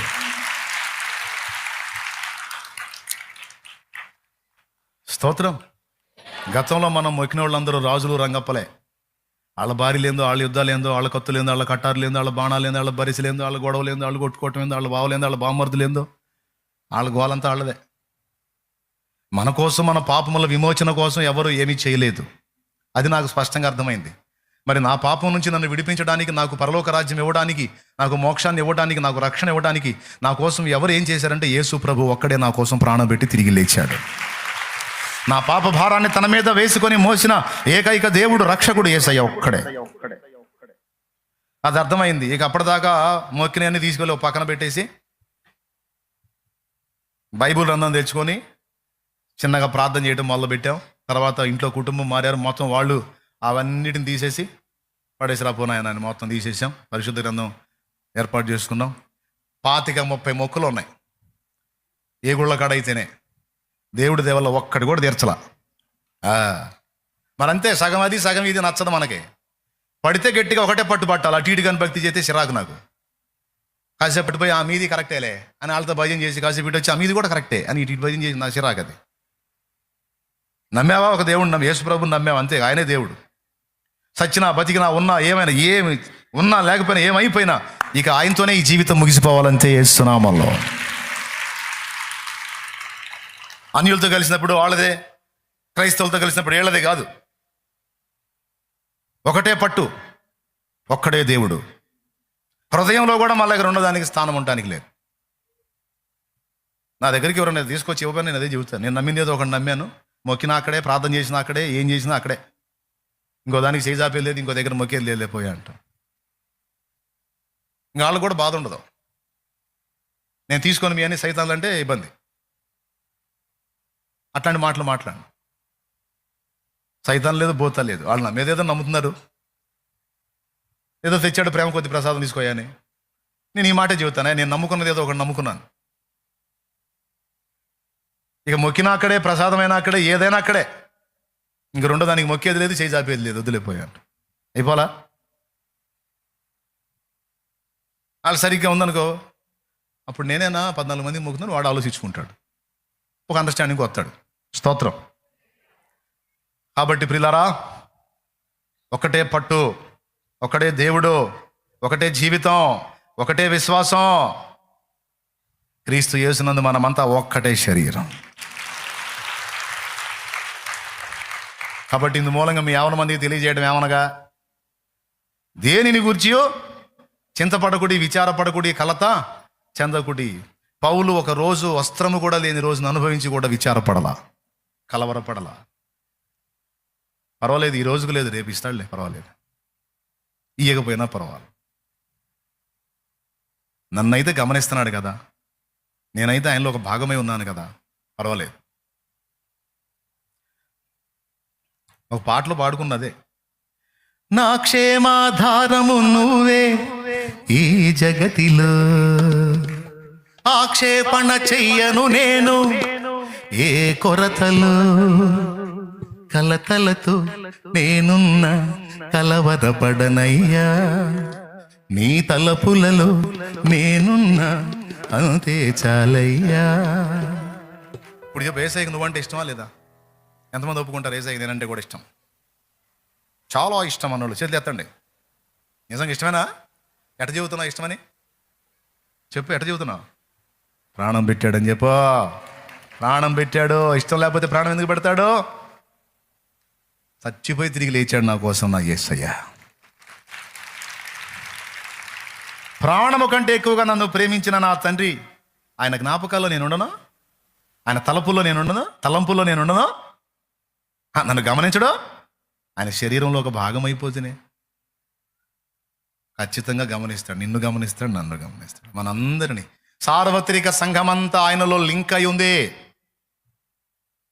కాబట్టి ఈ ఫస్ట్ మాటతో మీరందరూ కూడా ధైర్యం తెచ్చుకోవాలి, ఆదరణ పొందాలి, ధీమాగా ఉండాలి. యేసును బట్టి ఉంటారా? దిగులేసుకొని ఇంకంతే పేషెంట్లు అవుతారా?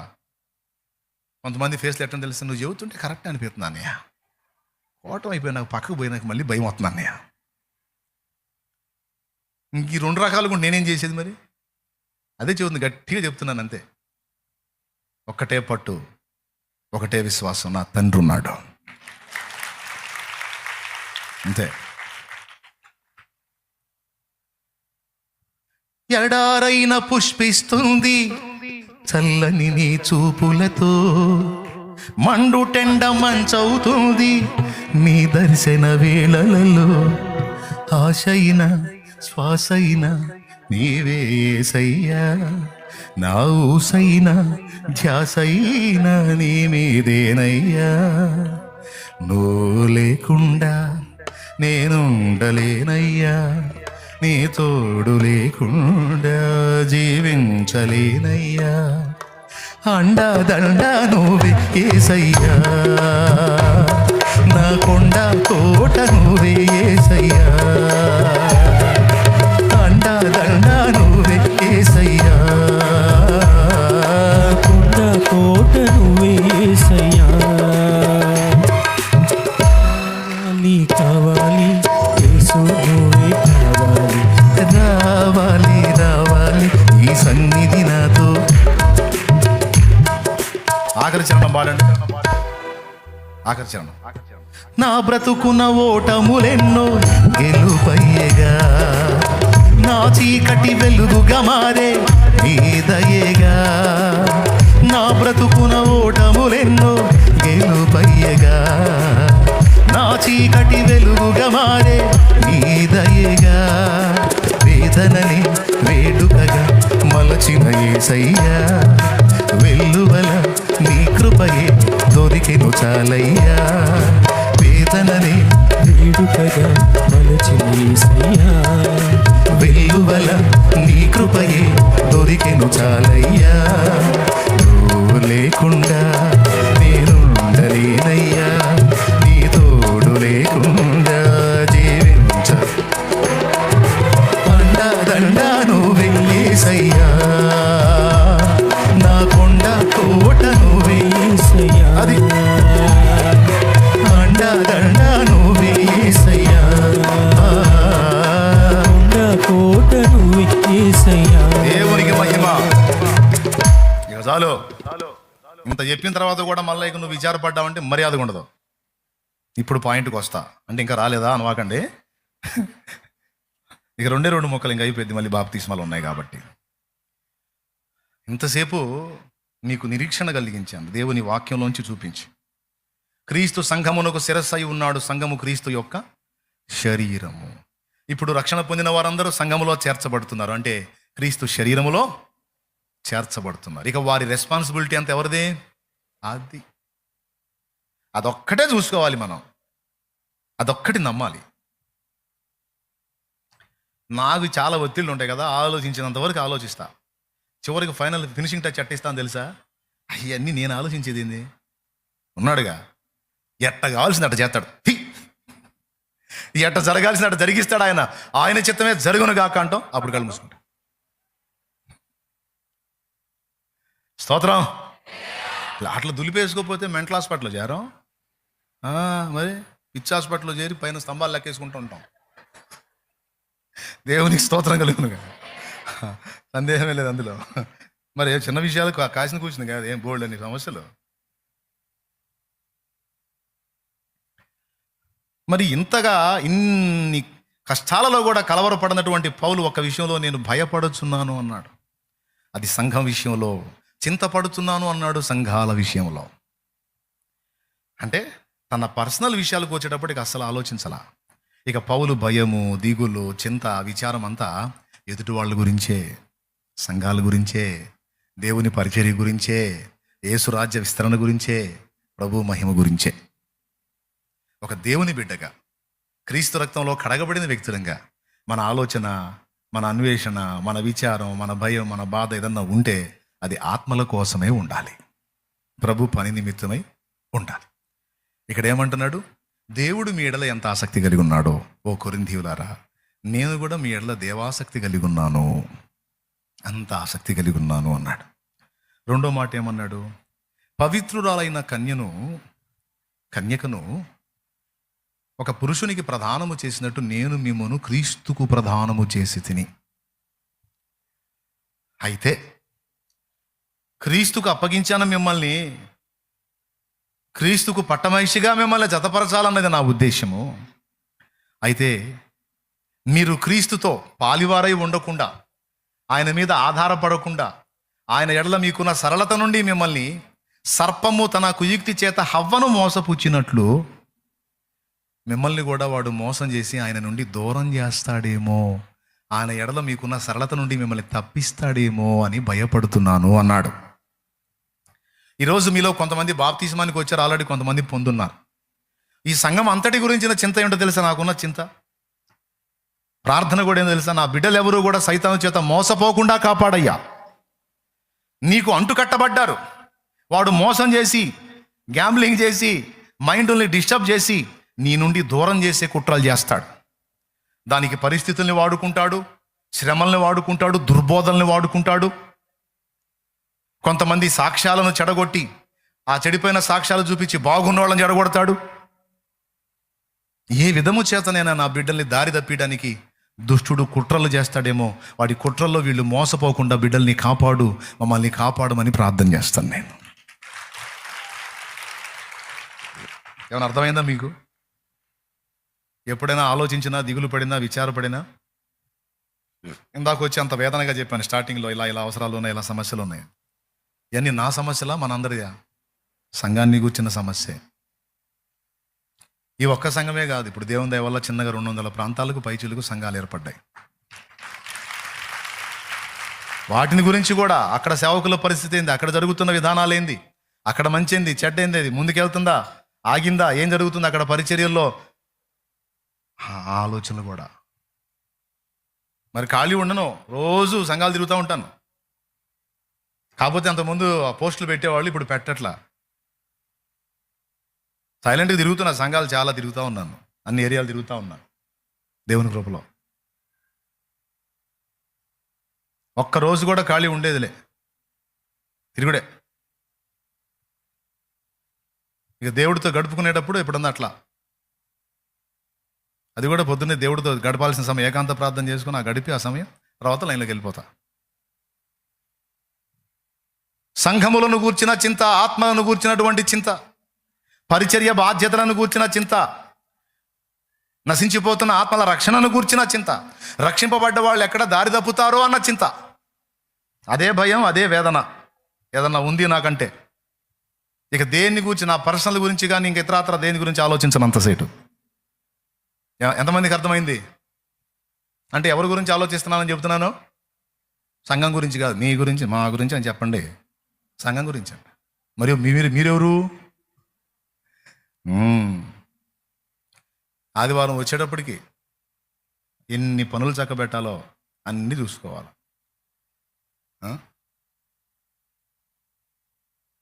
మళ్ళీ మీటింగుల దగ్గరికి వస్తున్నాయి, అదొక పెద్ద పని.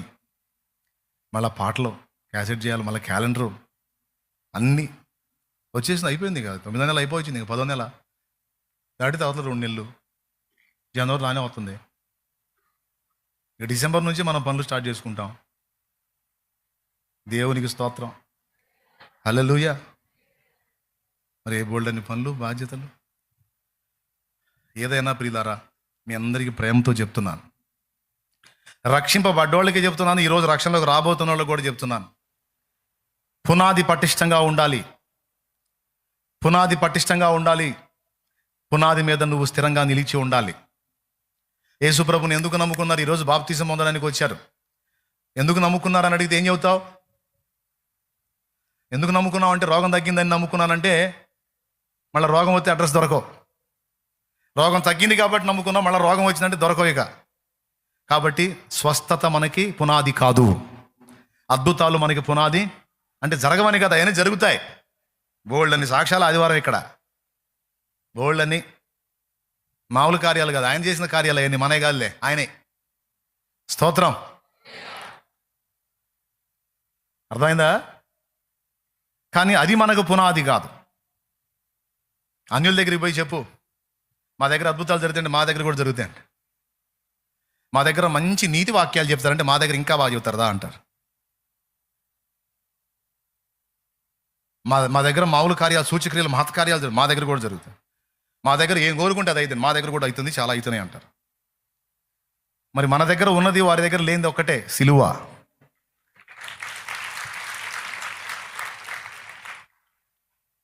ఇప్పుడు నువ్వేం చెప్తావు? అన్ని దగ్గర మా దేవుడు అద్భుతాలు చేస్తాడంటే వాళ్ళు అంటారు మా దేవుడు కూడా చేస్తాడు. మా దేవుడు గొప్ప బోధ చేస్తాడు, నీతి బోధ చేస్తాడు.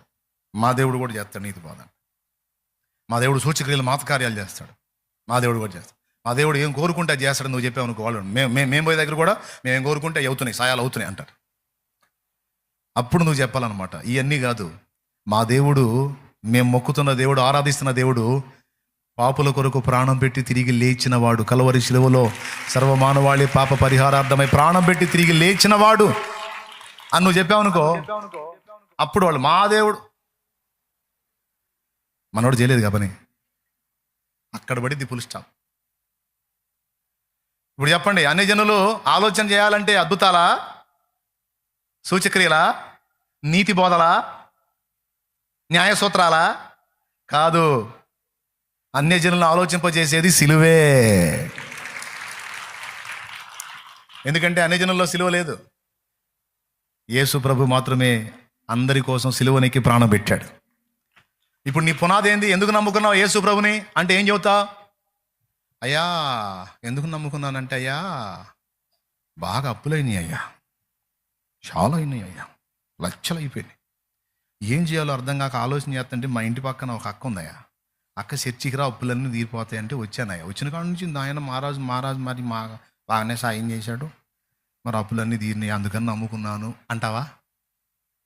అట్టయితే మళ్ళీ అప్పులు వచ్చినాయి అనుకో, నీ కర్మగాలి నేను టెస్ట్ చేద్దామని పరీక్ష పెట్టి మళ్ళీ అప్పులు చేశాడు అనుకో, ఇక తుపాకీ కూడా దొరకదు నీ విశ్వాసం. కాబట్టి ఎందుకు నమ్ముకున్నావు అంటే ఏం చెబుతావు చెప్పు? ఇప్పుడు నీళ్ళలో అడుగుతాడా? అమ్మో, అందుకే చెబుతుంది. మా సొంత అత్తగారికి, నాకు పిల్లనిచ్చిన అత్తగారు ఇట్లనే వాక్యం కూర్చొని ఎంది నీళ్ళలో దిగినాక ఎందుకు తీసుకుంటున్నావు బాప్తిజం అన్నా, నరాల నొప్పుల కోసం అయ్యా అంది.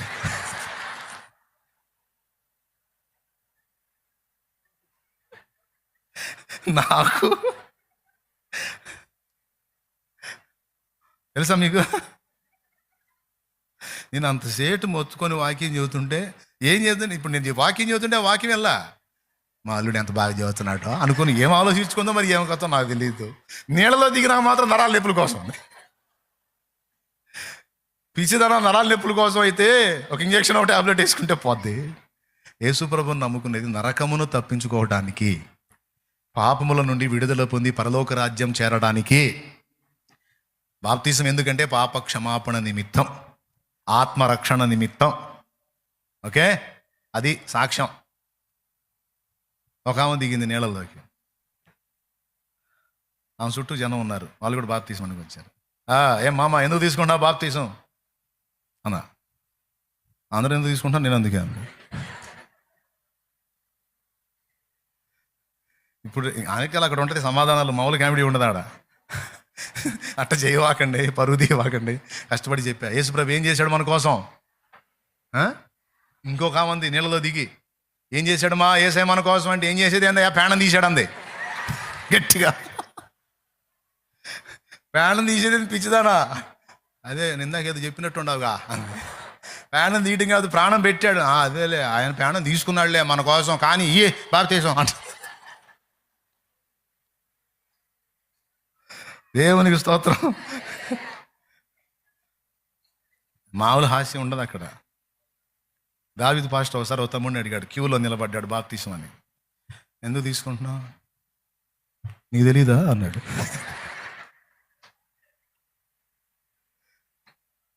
నాకు తెలుసులేయా నువ్వు ఎందుకు తీసుకుంటున్నావు అని అడుగుతున్నానండి. తెలిసినప్పుడు అడగటం ఏముంది, తెలిసినప్పుడు అడిగేది ఎందుకు, అందరూ ఎందుకు తీసుకుంటే నేను అందుకే వచ్చాలే అంతటితో ఆగాడు. ఎవరు తెలియని పెట్టారేంది ఇక్కడ. ఒక్కొక్కళ్ళు తెలివితేటలు ఆడు చూపిస్తారు, మామూలు చూపిస్తారు. దేవునికి స్తోత్రం కలుగును గాక. హల్లెలూయా. కాబట్టి దయచేసి అట్లాంటి సమాధానాలు చెప్పవాకండి. చెప్పండి, నిజమైన దేవుడు ఎవరో? లోకంలో లేనిది ప్రభువులో ఉన్నదేంటి? సిలువ. సిలువలో బలియాగం, ప్రాణత్యాగం. యేసు ప్రభు ఏం చేశాడు మన పాపాల కోసం? ప్రాణం పెట్టి అంతేనో తిరిగి లేచాడా? ఎన్నో రోజు అది ఖచ్చితంగా చెప్పాలి. మరి మారు మనసు పొందారా? ఇంకా పొందలేదా? మారు మనసు పొంది బాప్తిజం పొందాలి. మరి మారు మనసు పొందారుగా, ఇక మళ్ళీ లోక జీవితంలోకి వెళ్ళేది లేదుగా, మళ్ళా ఆ ప్రాచీన జీవితంలోకి వెళ్ళేది లేదు. ఇక ఆ ప్రాచీన జీవితాన్ని చంపేయటమే. ఇక ఆ పాత వ్యక్తి చచ్చిపోతారు. ఇప్పుడు నీళ్ళల్లో క్రీస్తు యేసునందు క్రొత్త సృష్టి స్టార్ట్ అవుతుంది. నూతన సృష్టిగా నువ్వు మొదలు పెడతావు జీవితాన్ని. ఎప్పుడైతే బాప్తిజం పొందుతావో యేసయ్య శరీరంలో నీవు కూడా ఒక భాగం అయిపోతావు. ఎంత ధన్యత! ఇక ఆయన బాధ్యత నీ మీద కూడా వచ్చేస్తుంది. ఇక ఇప్పటిదాకా నువ్వు భయం గుప్పిట్లో బతికి ఇక వదిలేసేయాలి. నా ప్రభు ఉన్నాడు, ఆయనే చూసుకుంటాడని భరోసాగా బతకాలి. దేవునికి స్తోత్రం. ఓకేనా? ముందు విన్న వాళ్ళకి చెప్తున్నాను, మీరు ఆల్రెడీ రక్షణ పొంది ప్రభువుని సరళంగా వెంబడిస్తున్నారు. రకరకాల బోధలు ఈరోజు అందుబాటులోకి వచ్చాయి. పనికిమాలిన బోధలు విని మీ మనసులను చెరుపుకోకండి. క్రీస్తు యేసునకు పరిశుద్ధురాలైన కన్యకను ప్రదానం చేసినట్టు నా వంతు నేను కూడా మిమ్మల్ని ప్రభువుకు జతపరిచాను.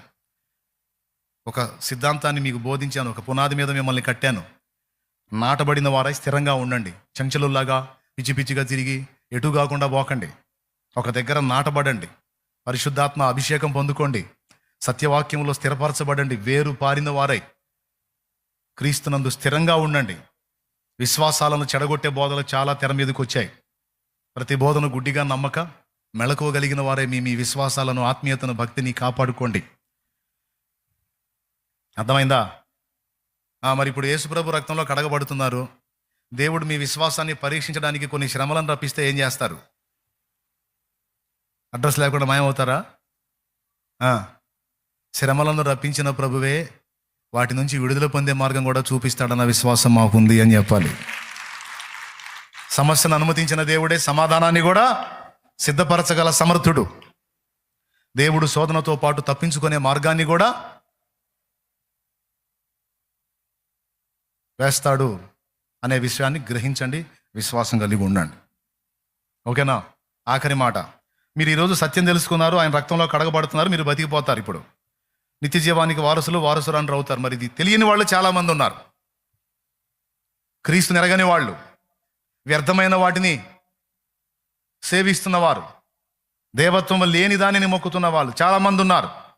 మరి వాళ్ళకి ఎవరు చెప్తారు? నీ బంధు జనావళికి, నీ రక్త సంబంధికులకి, నీ కుటుంబీకులకి, నీ ఇరుగు పొరుగులకి ఎవరు చెప్తారు? అంటే ఇరుగు పొరుగులు అని తెలుసా? ఇంటి ప్రక్కవారు, నీ సమాజంలోని వ్యక్తులకి ఎవరు చెప్తారు తల్లి? నీ కొలీగ్స్కి, నీ తోటి స్టూడెంట్స్కి, నీతో పాటు పనిచేసే కార్మికులకి, నీతో పాటు పొలంలో పనిచేసే వ్యవసాయదారులకి, తోటి కూలీలకి ఎవరు చెప్తారు? శాలేమన్న వచ్చి చెప్తాడు అక్కడ? నువ్వే చెప్పాలి. యేసుని గురించి నువ్వే వారికి పరిచయం చేయాలి. ఒక్కసారైనా వాళ్ళకి యేసయ్యని గురించి చెప్పు ఉండాలి. నువ్వు నమ్మని నమ్మకపోని నువ్వు యేసయ్యని గురించి వాళ్ళకి పరిచయం చేసి ఉండాలి, వాళ్ళ కోసం ప్రార్థించాలి. మీ బాధ్యత, మనందరి బాధ్యత, ఇతరులకు సువార్తను పరిచయం చేయుట, క్రీస్తును పరిచయం చేయుట మనందరి బాధ్యత. ఓకేనా? రెండు విషయాలు. ఒకటి, మనం తప్పిపోకుండా జాగ్రత్త పడాలి. క్రీస్తు యేసు సరళతలో మనం స్థిరంగా నిలిచి ఉండాలి. రెండవది, ఇతరులను కూడా రక్షణలోనికి నడిపించే బాధ్యతను చేబూనాలి. రైట్. ఇప్పుడు బాప్తిస్మానికి సిద్ధమైన వాళ్ళు ఒకసారి లేచి నిలబడండి. సిద్ధపడిన వాళ్ళు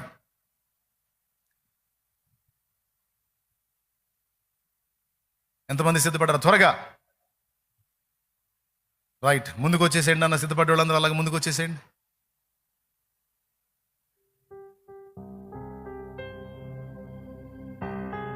ముందుకు వచ్చేసేయండి. పురుషులు ఈ పక్కన, స్త్రీలు ఈ పక్కన నిలబడండి.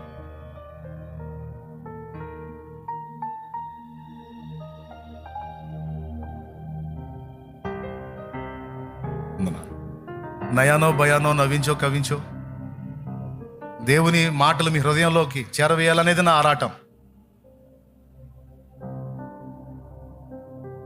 సిద్ధపడిన వాళ్ళందరూ వచ్చేయండి నాన్న, ముందుకు వచ్చేయండి. సిద్ధపడ్డాడు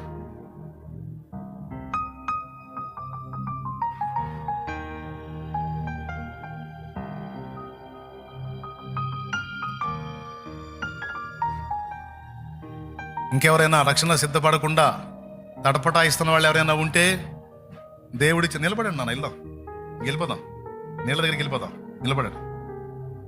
నిలబడే ఉండండి నాన్న. ఇంకెవరైనా సిద్ధపడకుండా ఆలోచిస్తూ ఉంటే, ప్రభు రాకడా ప్రాణం పోకడా రెండూ తెలియదు నీకు. ప్రభు రాకడ కొంచెం టైం ఉన్నా, నీ పోకడ ఎప్పుడో తెలియదు కనుక ఈ ప్రాణం ఉన్నప్పుడే, నేడు అనే సమయం ఉండగానే మారు మనసు పొంది పాప క్షమాపణ నిమిత్తం బాప్తిస్మం పొంది సంఘములో చేర్చబడి ఉండాలి. అది నిర్లక్ష్యం చేస్తే రాబోతున్న ఉగ్రతను తప్పించుకోలేరు. నరకములో అగ్ని ఆరని, పురుగు చావని ఘోరమైన దుస్థితికి వెళ్ళవలసి ఉంటుంది. దాని నుంచి నిన్ను కాపాడటానికి యేసు ప్రభు నిన్ను ప్రేమించి నీ కోసం ప్రాణం పెట్టి తిరిగి లేచాడు. యేసు ప్రభు నిజమైన దేవుడు. మనల్ని రక్షించడానికి భూమి మీదకి వచ్చి ప్రాణం పెట్టాడు. సజీవుడై మూడవ నాడు తిరిగి లేచాడు. ఆరోహణమై వెళ్ళాడు. త్వరలో రాబోతున్నాడు. యేసు ప్రభువే రెండో రాకడలో వస్తాడు. ఖచ్చితంగా వస్తాడు. ఆ రోజు ఇలా క్రీస్తు రక్తంలో పాపాలు కడిగేసుకొని సిద్ధపడ్డ వాళ్ళందరినీ తనతో పాటు తీసుకెళ్తాడు. ఇది మన విశ్వాసం, మన నిరీక్షణ. కొంతమంది వెటకారం చేయొచ్చు, ఎగతాళి చేయొచ్చు, చేసుకొని ప్రాబ్లం లేదు. మరి ఇతరులు నమ్మేంత మూఢ విశ్వాసాలు అయితే మనకేం లేవులే. మనం నమ్ముతున్న విశ్వాసానికి లాజిక్ ఉంది, ఓ పద్ధతి ఉంది, ఒక క్రమం ఉంది. మనం చేసే భక్తికి ఒక విధానం ఉంది. ఓకేనా? కాబట్టి మనం స్పష్టంగా విషయాన్ని తెలుసుకున్నాం, రక్షకుణ్ణి కలుసుకున్నాం. ఈరోజు ఆయన రక్తంలో కడగబడబోతున్నాం. ఇక మళ్ళా ప్రాచీన జీవితంలోకి వెళ్తారా? రైట్. ప్రతిరోజు యేసు ప్రభు రక్తాన్ని ఆశ్రయించండి. నువ్వు ఎంత మంచిగా బతికినా సరే, యేసయ్య నీ రక్తమే నాకు ఆశ్రయం అంటా ఉండండి. యేసు ప్రభు రక్తమే మనకి ఎల్లప్పుడూ దిక్కు. ప్రతిరోజు మోకాళ్ళుని ఆయన పాదాల దగ్గర మీ దోషాలు ఏమైనా మీకు గుర్తున్నాయి, గుర్తులేని మొత్తం, అయ్యా ఈ రోజంతట్లో ఎక్కడన్నా తేడా పడ్డానేమో మాటల్లో కానీ క్రియల్లో కానీ, నాకు తెలిసి తెలియక, నన్ను నీ రక్తంతో కడుగయ్యా, నన్ను నీ రక్తంతో కడుగయ్యా, నన్ను శుద్ధి చేయయ్యా అని ప్రతిరోజు దేవుణ్ణి వేడుకోండి. ఏ రోజుకి ఆ రోజు వేడుకోవాలి. పొద్దున్నే లేచి ప్రార్థన చేసుకుని అలవాటు చేసుకోండి. నిద్ర లేవగానే చీపురు కట్టో లేకపోతే బ్రషో కాదు, నువ్వు ఏ స్థితిలో ఉన్నా సరే నిద్ర లేవగానే ముందు మోకాళ్ళ మీద నిలబడు. ముందు దేవునితో మాట్లాడుకొని దేవునికి ప్రార్థన చేసుకున్న తర్వాత మిగిలిన కార్యక్రమాల్లోకి వెళ్ళటం అలవాటు చేసుకో. మంచి అలవాటు అది. నువ్వు అట్లున్నావు ఇట్లున్నావు అని యేసయ్య అనడు. నువ్వు ఏ స్థితిలో ఉన్నా సరే నువ్వు నిద్ర లేవగానే ముందు మోకాళ్ళు నీ ప్రార్థన చేయాలి. దేవునికి స్తోత్రం చెప్దామా? గట్టిగా చెప్దామా? అది ప్రతిరోజు ఉదయం సాయంత్రం ప్రార్థన. ఇంకా మీకు ఇంట్రెస్ట్ ఉంటే మధ్యలో కూడా మీ ఖాళీ సమయం ఉంటే తప్పకుండా ప్రార్థనలో గడపచ్చు. ఎంత ప్రార్థన చేసుకుంటే అంత మంచిది. ప్రతిరోజు చదువు వచ్చిన వాళ్ళు వాక్యం చదవండి. కనీసం కొన్ని అధ్యాయాలైనా చదవండి. బైబిల్ తెలుసుకోవాలి, ఏమేమి రాస్తుందో తెలుసుకోవాలని చదవండి బైబిల్. చదువు రానోళ్ళు అయితే సెల్ ఫోన్లో ఈరోజు బైబిల్ మొత్తం చదువుతారు వాళ్ళే. అలాంటి సౌకర్యం వచ్చింది. అలాంటి యాప్ డౌన్లోడ్ చేసుకోండి. ఆన్ చేస్తే చాలు, ఇక బైబిల్ అంతా వాళ్ళే చదువుతూ ఉంటారు. వినొచ్చు హాయిగా. వినటం కానీ చదవటం కానీ, ప్రతిరోజు వాక్యం మాత్రం చదువుకోవటం అనే అలవాటు ఉండాలి. ఫస్ట్ ప్రార్థన చేసుకోండి అని చెప్పాను. రెండవది వాక్య ధ్యానం చేయండి. మూడవది, ఇప్పుడే రక్షణలోకి వచ్చారు కాబట్టి లోకస్తుల సహవాసం ఇప్పట్లో చేయొద్దు. ఆత్మీయులతో కొంచెం బలపడిన దాకా ఆత్మీయులతో తిరగండి. కొంతమందికి ఆవేశం ఎక్కువ, పోయి మా వాళ్ళని కూడా నేను మార్చాలని పరిగెత్తుతారు. వీళ్ళు మార్చడం ఏమో కానీ వీళ్ళని వాళ్ళు మార్చి పంపిస్తారు. అట్లా చేయొద్దు. కొద్దిగా మీరు బలపడిన దాకా పరిశుద్ధుల సహవాసంలో ఉండండి, ఆత్మీయుల సహవాసంలో ఉండండి, ప్రార్థనా పరుల సహవాసంలో ఉండండి, లోకస్తుల సహవాసంలో ఉండకండి. ఎప్పటిదాకా? మీరు బలం పొందిన దాకా. మీరు బలపడ్డారనుకో, అప్పుడు మీరు వెళ్ళి వాళ్ళని ప్రభావితం చేయగలుగుతారు. మీరు బలపడిన దాకా వాళ్ళ స్నేహంలో మాత్రం లోకస్తుల స్నేహంలోకి వెళ్ళొద్దు. ఆత్మీయుల స్నేహంలో ఉండండి. స్పష్టంగా అర్థమైందా? 3. 4వ మాట, ప్రతి ఆదివారం క్రమం తప్పకుండా ప్రభు బలలో చేయండి. ఆదివారం యేసు శరీర రక్తాలు ఇస్తారు, తెలుసు కదా మీకు? ఎంతమందికి తెలుసు? రైట్. ఇక నుంచి నీకు కూడా ఆ హక్కు వచ్చింది. ఆదివారం అందరు లేచి బలలో చేసేటప్పుడు నువ్వు కూడా లేచి బలలో చేయవచ్చు. ఇన్ని రోజులు నీకు ఇవ్వలాది, ఎందుకంటే నువ్వు ఇంకా కడగబడలేదు కాబట్టి. ఈరోజు కడగబడుతున్నావు కనుక ఇక నుంచి నీకు ప్రభు యొక్క శరీర రక్తాల్లో హక్కు వస్తుంది. తీసుకోవచ్చు. నువ్వు తీసుకొని క్రమంగా జీవించు. ఎప్పుడు పిలుస్తాడో తెలియదు కనుక ప్రభు నేను వెళ్ళిపోయేలోపు కనీసం 10 మంది జీవితాలను రక్షణలోకి నడిపించి వెళ్ళాలన్న ఆశ కలిగి ఉండు. ఏం సంపాదించాం, ఏమి దిగేసాం, ఏమి మేడలు కట్టాం, మిద్దెలు కట్టాం అన్నది కాదు లెక్క. కనీసం 10 మంది ఆత్మని రక్షించామా అన్నది కావాల చరిత్ర. 10 మంది బతుకుల్ని బాగు చేశామా అన్నది చరిత్ర. అర్థమైందా? రేపు ఆయన దగ్గరకు పోయినప్పుడు, రా నా కుమారుడా, నీవు అనేక మందిని రక్షణలో నడిపించావు, నా కోసం కష్టపడ్డావు దా అని బహుమానం ఇస్తాడు. ఆ బతుకు బతకాలి. అర్థమైందా? అంతేగాని నేను ఎవరికి చెప్పను, నేను నమ్ముకున్నా నేను అంతే. ఇంకా మన ఎవరికైనా చెబితే ఫీలింగ్ ఇస్తారు, నాకు నచ్చదు అది, అందుకే నేను ఎవరికి చెప్పను అంటుంటారు కొంతమంది సోదిమాలోకాలు. అట్లా ఉండకూడదు. ఫీలింగ్ ఏమన్నా అనుకొని నీ కొలీగ్స్కి, నీ ఇరుగు పొరుగులకి, నీ తోటి వారికి, నీ బంధువులకి నువ్వెందుకు యేసు ప్రభువుని నమ్ముకున్నావో ఖచ్చితంగా సాక్ష్యం ఇవ్వాలి. కనీసం ఒక్కసారన్నా కష్టపడి 4 ఆత్మల్ని రక్షించడానికి ఎప్పుడు సన్నద్ధులమై ఉండాలి. ఆమెన్. ఇంతే. ప్రతిరోజు నేను మొత్తం 5 సంగతులు చెప్పా. ఇప్పుడు మొట్టమొదటిది, ప్రతిరోజు పెద్దగా ప్రార్థన జీవితాన్ని ఎంత కలిగి ఉంటే అంత మంచిది. రెండవది వాక్య ధ్యానం ఎంత కలిగి ఉంటే అంత మంచిది. 2. మూడవది లోకస్తుల పరిశుద్ధుల, ఎవరి స్నేహం కావాలి? పెద్దగా. అది ఈరోజు వాళ్ళ స్నేహం వల్లే నువ్వు ఎడదాకా వచ్చావు. నీ అంతటి నువ్వు రాలా, ఎవరో చెప్పి నిన్ను బలపరిచి తీసుకొచ్చారు ఎడదాకా. నీ ఫ్రెండ్సో, నీ బంధువులో, నీ అక్కోళ్ళో, అన్నోళ్ళో ఎవరో మొత్తానికి నేను తీసుకొచ్చారు. వాళ్ళ స్నేహాన్ని వదిలిపెట్టద్దు నువ్వు బలపడిన దాకా. నాలుగవది ఏమో మరి అది పెద్దగా చెప్పండి. ప్రభు యొక్క శరీర రక్తాలు, ప్రభు బల్ల ఆరాధన అంటారు. ఓకే, ప్రభువు వల్ల ఆరాధన అన్నమాట. ఆదివారం రోజు ఖచ్చితంగా. ఈ వారమే కథ చుట్టాలు వచ్చారు కానీ పై వారం వత్తాలి అనవాకు. ఒక ఆదివారం ఎగ్గొడితే మనకి దేవుని సన్నిధికి 14 రోజులు ఎడం వచ్చింది.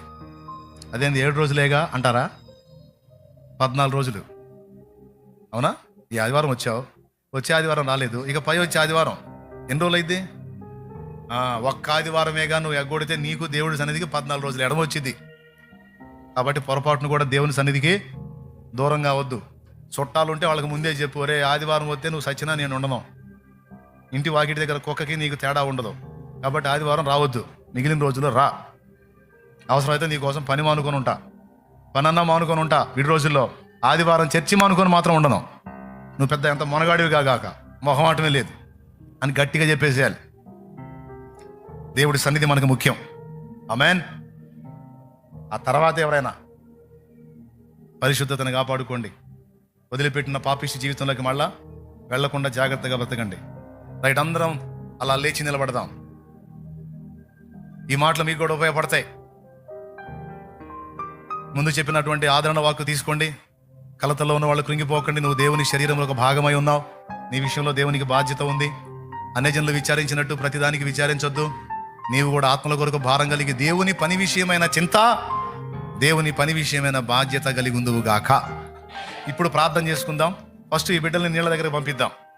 దేవుడు మిమ్మల్ని దీవించి ఆయన చేతులతోనే మీకు రక్షణ ప్రసాదించి మిమ్మల్ని అందరినీ పరిశుద్ధాత్మతో నింపి ఆయన సాక్షులుగా మిమ్మల్ని స్థిరపరచునుగాక, మనల్ని స్థిరపరచునుగాక. ఆమేన్. ఇటుకుండదా అటుకుండదా? వాళ్ళని వెంబడించండి, వెళ్ళిపోండి. నీళ్ళ దగ్గర తీసుకెళ్తారు. నీళ్ళ దగ్గరికి వెళ్ళండి నాన్న, వెళ్ళండి. దేవునికి మహిమ. మీరు కూడా పడి తల్లి వెళ్ళిపోండి, నీళ్ళ దగ్గరికి వెళ్ళిపోండి. వాళ్ళు మిమ్మల్ని కొన్ని ప్రశ్నలు అడుగుతారు, ఆన్సర్ చేయండి. నేను అడిగినవి అడుగుతారులే. చదువుకున్న వాళ్ళకి, చదువు లేని వాళ్ళకి అందరికీ అర్థం కావాలని అన్ని విధాలు అర్థమయ్యే పరిభాషలో స్పష్టంగానే మీకు బోధించాను కాబట్టి నాకు చింత లేదు. మీకు అర్థం కాదన్న చింత నాకు లేదు. రైట్, మిగిలిన వాళ్ళందరి కోసం ఒక ప్రార్థన చేద్దాం. దైవజనులు ప్రార్థన చేస్తారు. పరిశుద్ధుడైన మా తండ్రి, ప్రేమ స్వరూపయోగ దేవా, నీకు స్తోత్రాలు. ఈ శుభవేళనైనా నీ దాసుని మరుగుపరుచుకొని మాతో అనేక సంగతుల గురించి మాట్లాడావు. మా అనుదిన జీవితంలో ఏమైతే అక్కరగా ఉన్నావో, ఏమైతే ప్రభువా అవసరమై ఉన్నావో సమస్తమైన దేవుడు, మాకు కలిగే ప్రతి బాధను నువ్వు ప్రభువా తెలుసుకునే దేవుడిగా మరోసారి నిరూపించుకున్నందుకు స్తోత్రాలు.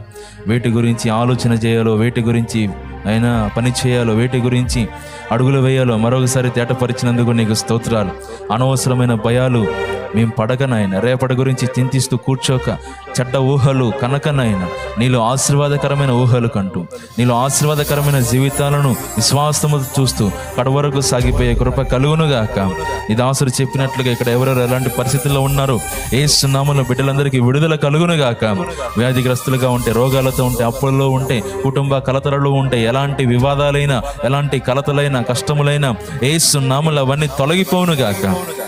నైనా నీ బిడ్డలు వీటి మీద కాక నీ మీద, నీ పరిచర్య మీద, నైనా సంఘముల మీద దృష్టి నిలుపునట్లుగా సహాయం ఇచ్చి తెలిసినంతలో అనేక మందికి ప్రభువా ఈరోజు ఎలాగైతే అనేక మందిని నీ పాదాల దగ్గరికి నడిపించి రక్షణకు సిద్ధపరిచారో అటువంటి కృప ఇక్కడ ఉన్న ప్రతి బిడ్డకు, లైవ్లో వింటున్న ప్రతి బిడ్డకు కలుగునుగాక. మేము ఈ లోకాన్ని విడిచేంత లోపు ప్రభువా నీ కొరకు పని చేసేటట్లుగా, కొన్ని ఆత్మలైన నీ పాదాల దగ్గరకు నడిపించేటట్లుగా, నిన్ను సంతోషపరిచే బిడ్డలుగా మమ్మల్ని నీవు నేను నడిపించదువుగాక.